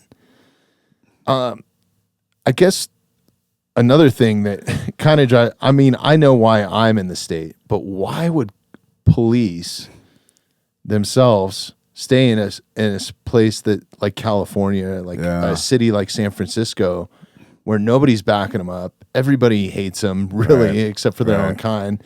They almost start to feel like their own little gang unit, almost a little bit, because they really, I don't know. Well, I mean, it's like golden handcuffs, right? Yeah. And it's kind of like me with the bodyguarding work. I don't really like it, but it pays well. And, you're looking at a secure job with good benefits. Yeah. And most big cities get paid decently. That's one thing I never complained about. And an early retirement, right? Yeah. Well, our retirement sucked. Yeah, but that's a lot of them, crazy. a lot of them have 25 really, years. a lot of them have really good retirements, and I'll get back to that in a second. But Okay. You've got a secure thing, and quite frankly, a lot of cops don't have a lot else going on. Like, and I don't mean that in a bad way, but like me included. Like, most cops when they get out of the job, they're like, well, I could be a security guard. They don't have like another skill to fall back on. Right. Like I can be a mechanic or whatever, another skill is, right? They're like, well, I could be a security guard. I mean, that's about all they know, right? A lot of us are former military. So again, it's the same thing with former military. Unless you learn a skill in the military, it's like, well, what the fuck do I do with myself? I could you got to relearn and start all over. Yeah, you got to learn a new skill, right? And by that time, you're older. And you have to be very self-driven, man. Like, unbelievably self-driven. I was very fortunate to have a skill set that I could make into a private business, and I'm not like, I mean, don't get me wrong, I'm not like rich, but I pay my bills, right? And I'm like one of very few people I know who are doing that in the private sector. It's a hard business to get into. So, I just think that so many cops don't have any alternatives, and like, well, man, I've got this house I got to pay for, and my wife, and I got these cars, and my kids are in school, I can't quit, even though I fucking hate my job. I think there's a lot of that, but they're like, well, I'm stuck. I got another X amount of years. Right. Yeah, everybody's tied to a mortgage these days. Absolutely. Myself included, man. Like I still have to go out and move and shake, even though I do this full 100%. time. It's like I also do other shit. And even when they move out, meet. you're still paying for them. I mean, in college and all the other stuff that you pay for. It's not like all of a sudden they're 18. You're like, oh, good. That's, Yeah. you know, done. So it's the same reason that everybody ends up Yeah. staying in whatever Yeah. city that they live in, whether it's family ties or whatever. I just thought, you know, why wouldn't you go be a Texas Ranger or like go apply or a U.S. Marshal? Well, or there is something some of where you that. There have, are like, some guys who go to other places. Yeah. Yeah. I mean, but then again, you know, your wife has to leave her job. right. You Kids know, got to and- leave their yeah, school. schools. So there's all these other considerations, right? It just makes me Yeah. wonder, you know, how it's crazy. Like how many badass right leaning, just heavy hitters that I know that live in San Diego. And it's like this underbelly of just like not how they align politically or Right. anything. And it's like, it's a good thing that they're there. A lot of the police officers that I know there were former Marines or Yeah. It's in full the of them. Navy at that point or Yeah. something like that. LAPD is full of Marines too. Yeah. Full of them because of Camp Pendleton. It's just proximity. Right. Yeah. Yeah. It's all just melded together right there. Yeah. Yeah. One of my best bros is LAPD, and he's also captain in the Marine Reserves. Oh, yeah. And his sergeant on LAPD is also his major in the Marine Reserves. So That's Yeah, crazy. he's like, it's great because I can always get time off to be in the Marine Corps. And I swear, I think he spends more time in the Marine Corps than he does in LAPD. Like he'll go because he's a single guy with no kids, Right. never married, right? And they're like, "Can you do a year in 29 Palms or a year in Philippines?" He's like, "Yep, I'll do it," right? And he loves it. So he's gone all the fucking time. I'm sure LAPD hates him, but thing is his boss is like, "Here's your orders." He's happy to Right. give it to him. So it works out perfectly for him. Right. Yeah.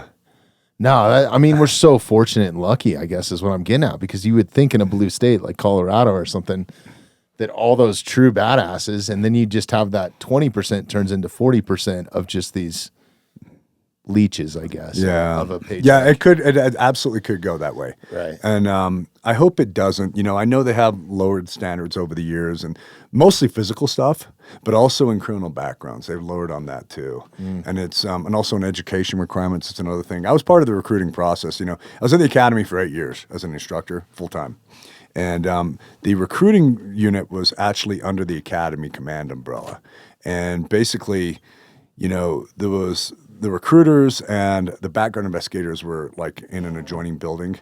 And there came a time where, well, for starters, we had to do like the physical entrance exams for them, stuff like that. So we were involved in that respect. But also, when it came to the backgrounds, the background sergeant who ran that unit, he'd come to me and he'd go, "Hey man," he goes, "Can you help me out? I've just got to go through the summaries and approve or don't approve."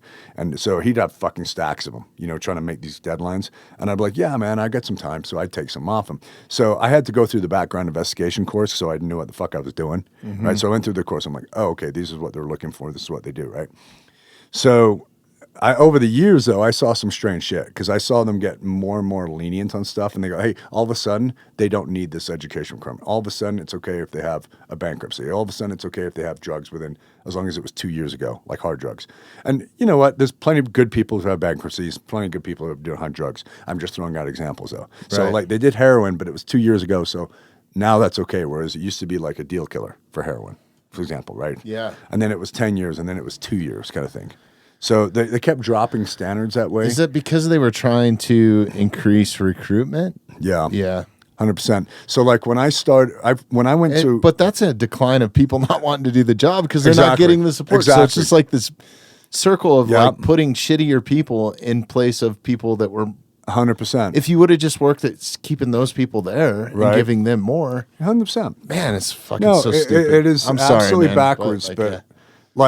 when I, just to give you some numbers, when I first applied for the PD, I applied with 3,000 people for 35 positions. And I barely made it. I was like 33 or 34. Like I came in by the hair of my chin, right? That's crazy. And What year was that? 90? 94 when I went to the PD. I went to Okay. the Sheriff's Department 92, went to the PD in 94.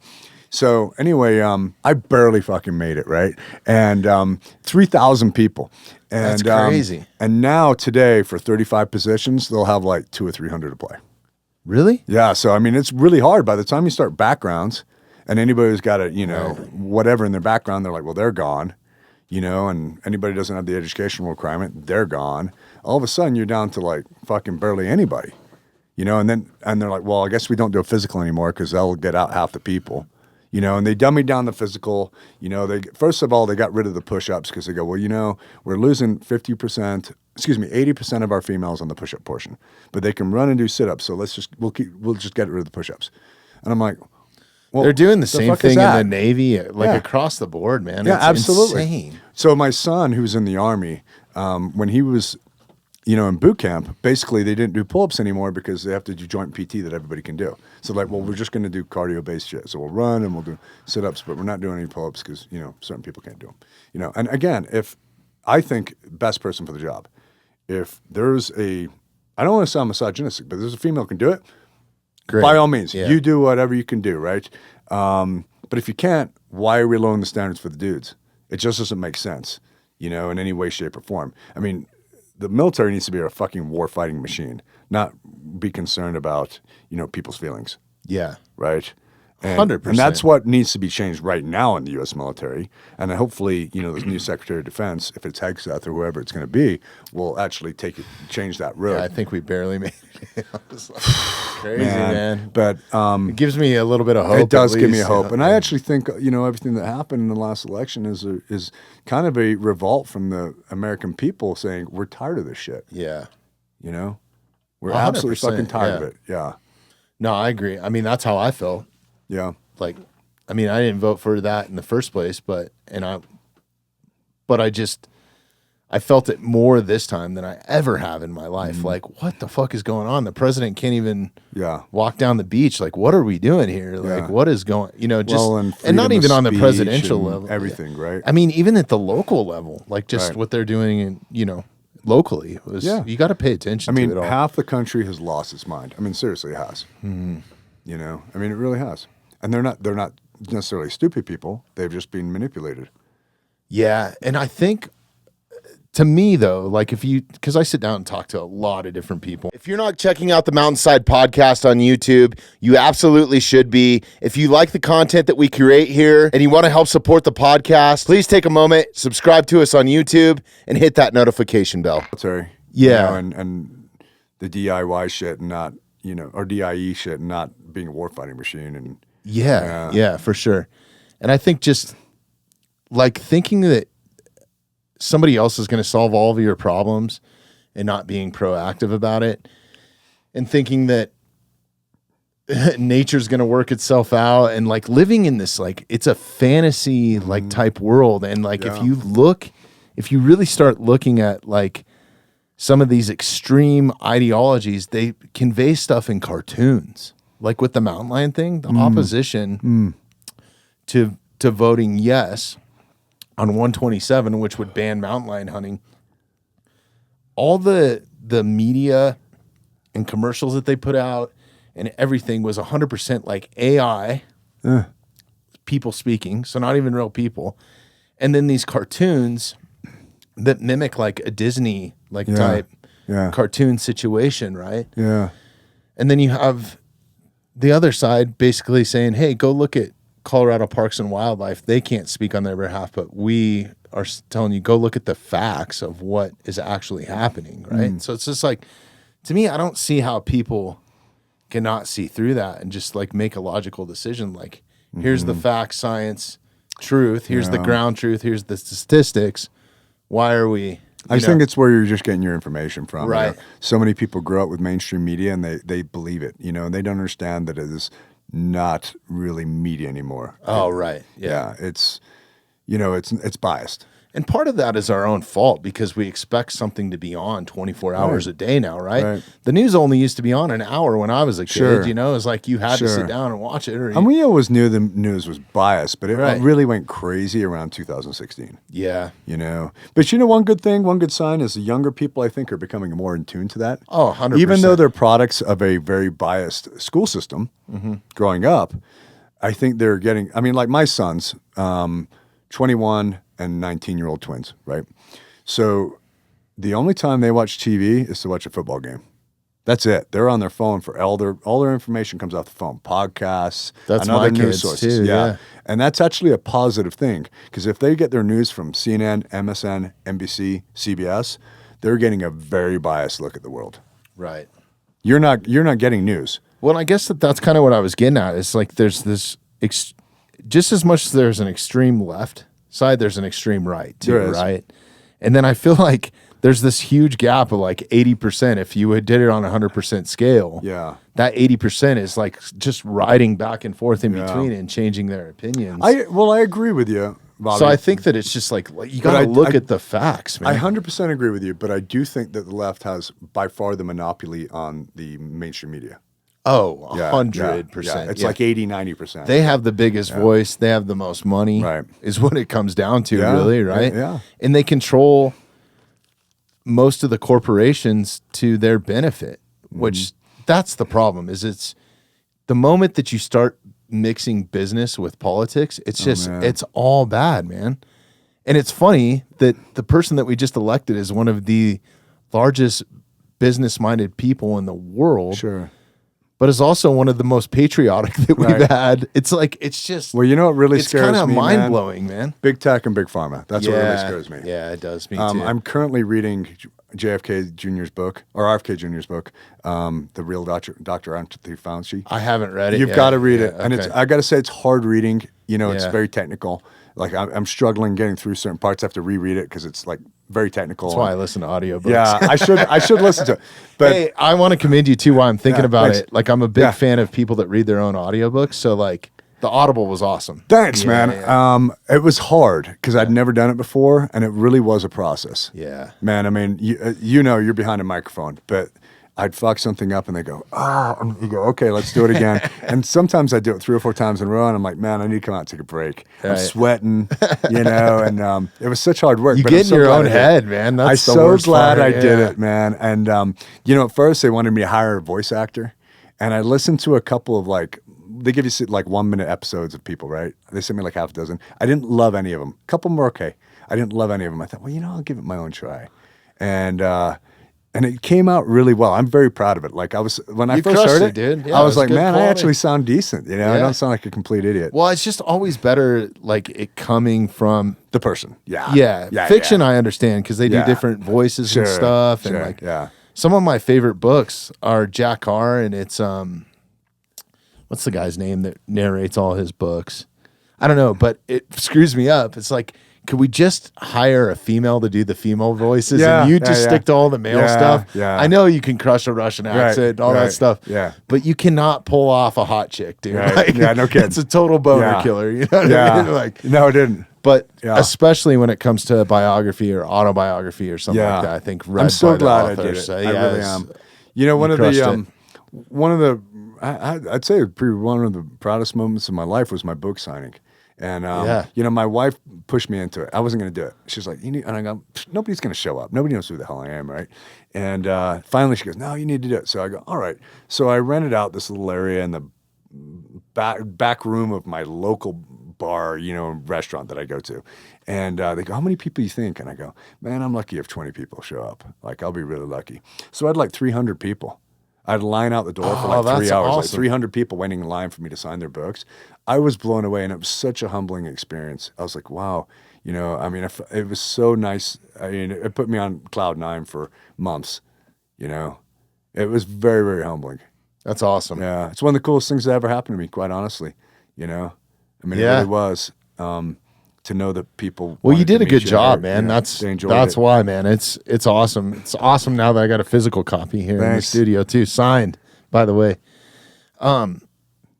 Yeah, I think anybody should go out and read this, man. Just because I think it's good for even if you're law enforcement, you just portrayed it really well. I think Thanks. it's how it should be, and I think it. If anything, I hope that it opens the public's eyes to a little Yeah. bit more, to be more, to have more of an officer's perspective or police officer's perspective, and to be a little bit more compassionate towards them, Sure. because I feel like you guys get the short end of the stick on a lot Especially of it. depending Yeah. where you work. Yeah, But, you know, one thing I want to let people know is it's not a woe is me book. Right. So, and you know what? I actually had some bitterness in there and I removed it. Like one of my first draft, I read through it and I thought, you know, I sound really bitter. I need to just take that out. I don't want it to be like a story of bitch moan and bitterness, you know? So, you know, there's stories in there that are just in there for entertainment. They're funny. There's Yeah. other stories that are just kind of wild. There's other stories that, you know, are kind of tragic, you know? And then there's just some opinion stuff. It's really not very political at all. I try to keep politics out of it. It's not. No, it's just no, it's you did a good job with I it. really man. tried to make it just an entertainment and just a perspective on, the police perspective on things. And I guess, I had two driving forces behind. One is I wanted to tell a story. Subconsciously, I just wanted to tell a story. And I had stuff I wanted to tell people. And over the years, I'd had so many people telling me, man, you should write a book. When I tell them a story about something. And then the other part is I did want it to create goodwill towards police. I'm like, there's a lot of bullshit out there. I think if people understood, they would, have a better perspective. And like I mentioned, one of the best compliments I've gotten from a couple of people is it's really changed my opinion. Mm-hmm. I look at police differently now in a good way. And I was like, well, that's cool. That really makes me feel good, But it's not a bitch and moan book. I do have one chapter in there that I call my bitch and moan chapter because I'm like, well, I'm going to throw it in one chapter. And it's really not bitching and moaning so much about the profession. It's just about a couple things about the profession. You remember, it's beards just kinda, is one of them. Yeah, it's just kind of the overall. Just, beards and tag loading vests and just tattoos and stuff that, I think is silly that people get wound up about. Right. Right. But yeah, I'm glad I wrote it. It's been a blessing to me, man. I've been blessed in so many ways. I mean, I look back on my profession, and between being a Marine and being a police officer, I've helped people. I've saved some lives, and I've helped people who really needed it. And I feel so good about that. And that I had an impact on law enforcement. Because remember when you talked about the TCCC? Yeah. So when I was serving on the post board for a time, I was the subject matter expert in charge. I determined I would literally report to the state attorney general every quarter, right? And I was the one who pushed through TCCC training for all police. So all police and fire get 1 day in the academy now, all 27 academies in Colorado because of that. And that's kind of like, I look back at, that's my little stamp on Colorado. Yeah, hell yeah. And that's awesome. hopefully saved a lot of lives because people now have the training and they're carrying the equipment because they're all forced to get the training and they're forced to carry the equipment, that medical equipment. So that's something to look back and I go, because when people ask me, what's your greatest accomplishment in police work, that would definitely be it, right? And so I look back at it. That's cool too because it has long-term effect. Like It'll there's keep no going, yeah, right? Yeah. And people I've never met. Yeah. So I look back at that stuff and I'm like, man, I was so lucky. And I don't look back at it as like, that was fucked up. And, those parts about that fucked up. But, and by and large, it was an honor, like being a Marine, it was an honor to serve my country. And I'm, now then my community. So, no, I think I've been really blessed. I was really blessed to be able to have a niche expertise that I can make a business out of, RagnarTactical.com. Right. Yeah. We didn't even dive into that, dude. Yeah.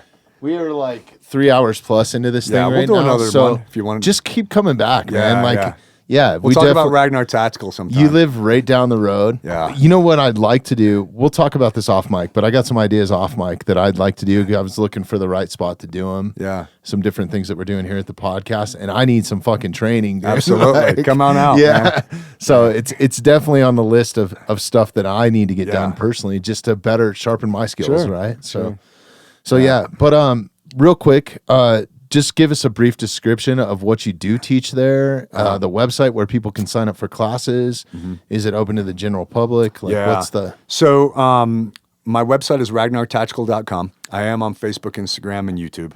And so I do train a lot of church and school security groups, but I also do a lot of private groups. Like last night I did a women's group for...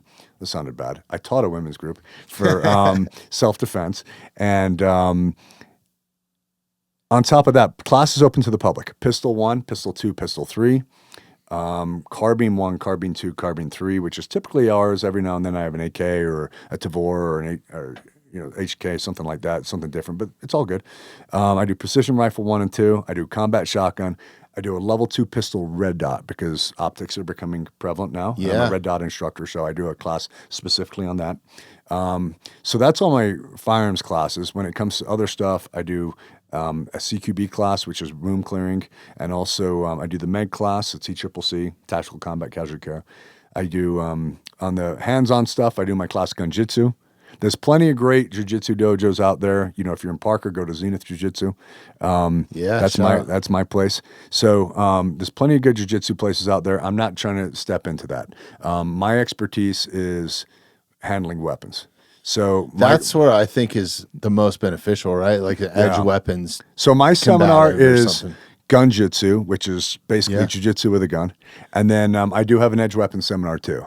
And it's how to use a folding knife as a last resort defensive weapon, right? Or how to defend against one. Okay. So, those are all my classes in a nutshell. They're open to the public. They're all on my schedule on ragnartactical.com. And, I think I'm pretty affordable compared to most. I really am. But because I want to be affordable. Yeah. I go out of my way not to be too high, but I price my competition and, I think I'm on the lower side. But nonetheless, that's me in a nutshell. The book is... if you're listening to the podcast right now, or if you're watching on YouTube, just open the show notes, the show descriptions. We'll have links to all this stuff. Links to your Instagram, links to the website if you want to get some training, a link to the book, whether it's on Audible or is it purchased through Amazon or where? Yeah, you can get it through Amazon or so Audible, iTunes, Amazon for the for the Audible version. The book on Amazon. Okay. Yeah. Awesome. The Jagged Blue Line. Yeah, definitely check it out. It's 5-hour read? Or it's something like 4 hours, 20 minutes, the Audible. Yeah, no, it's awesome. Yeah. Definitely go and check that out. And more importantly, man, thanks for your service. Thank you. As a Marine Corps veteran, police officer in the community, and we're so lucky to have people like you guys. I'm humbled, man. Thank you for that. People that support and do it. Really, I mean, what I've gathered from this, like sitting down with you, is it's a true passion for the job is what kept you there. It's not so much 100% the paycheck or whatever. That was for sure. Yeah, and that's what I've gathered from the book. So. Yeah. If we didn't have people or men and women like you, I think we'd be in a much worse off space. Right. So thank you for everything, man. That's very nice of you to say. No, I really appreciate you. I can't wait to have you back, dude. I'm looking forward to it, man. We'll do it again. Shooting or something, or hunting. We're not even going to talk about police the next one. That'll be the rule. That'll be the rule, right? Yeah. Come back during happy hour too. I like it. Right, I like it. We'll get you a nice whiskey. All right. Thanks everybody for listening. Go check out Graham's book and get some tactical training from him as well. See you. Thanks. Thanks for listening to the Mountainside Podcast. If you haven't had a chance to do this already, please take a moment, follow, like, subscribe, or rate on whatever platform you catch the Mountainside Podcast at. If you'd like some more information on upcoming episodes, safety tips, access to all of our affiliates, and all the badass discounts that we get here at the Mountainside Podcast, check out themountainsidepodcast.com.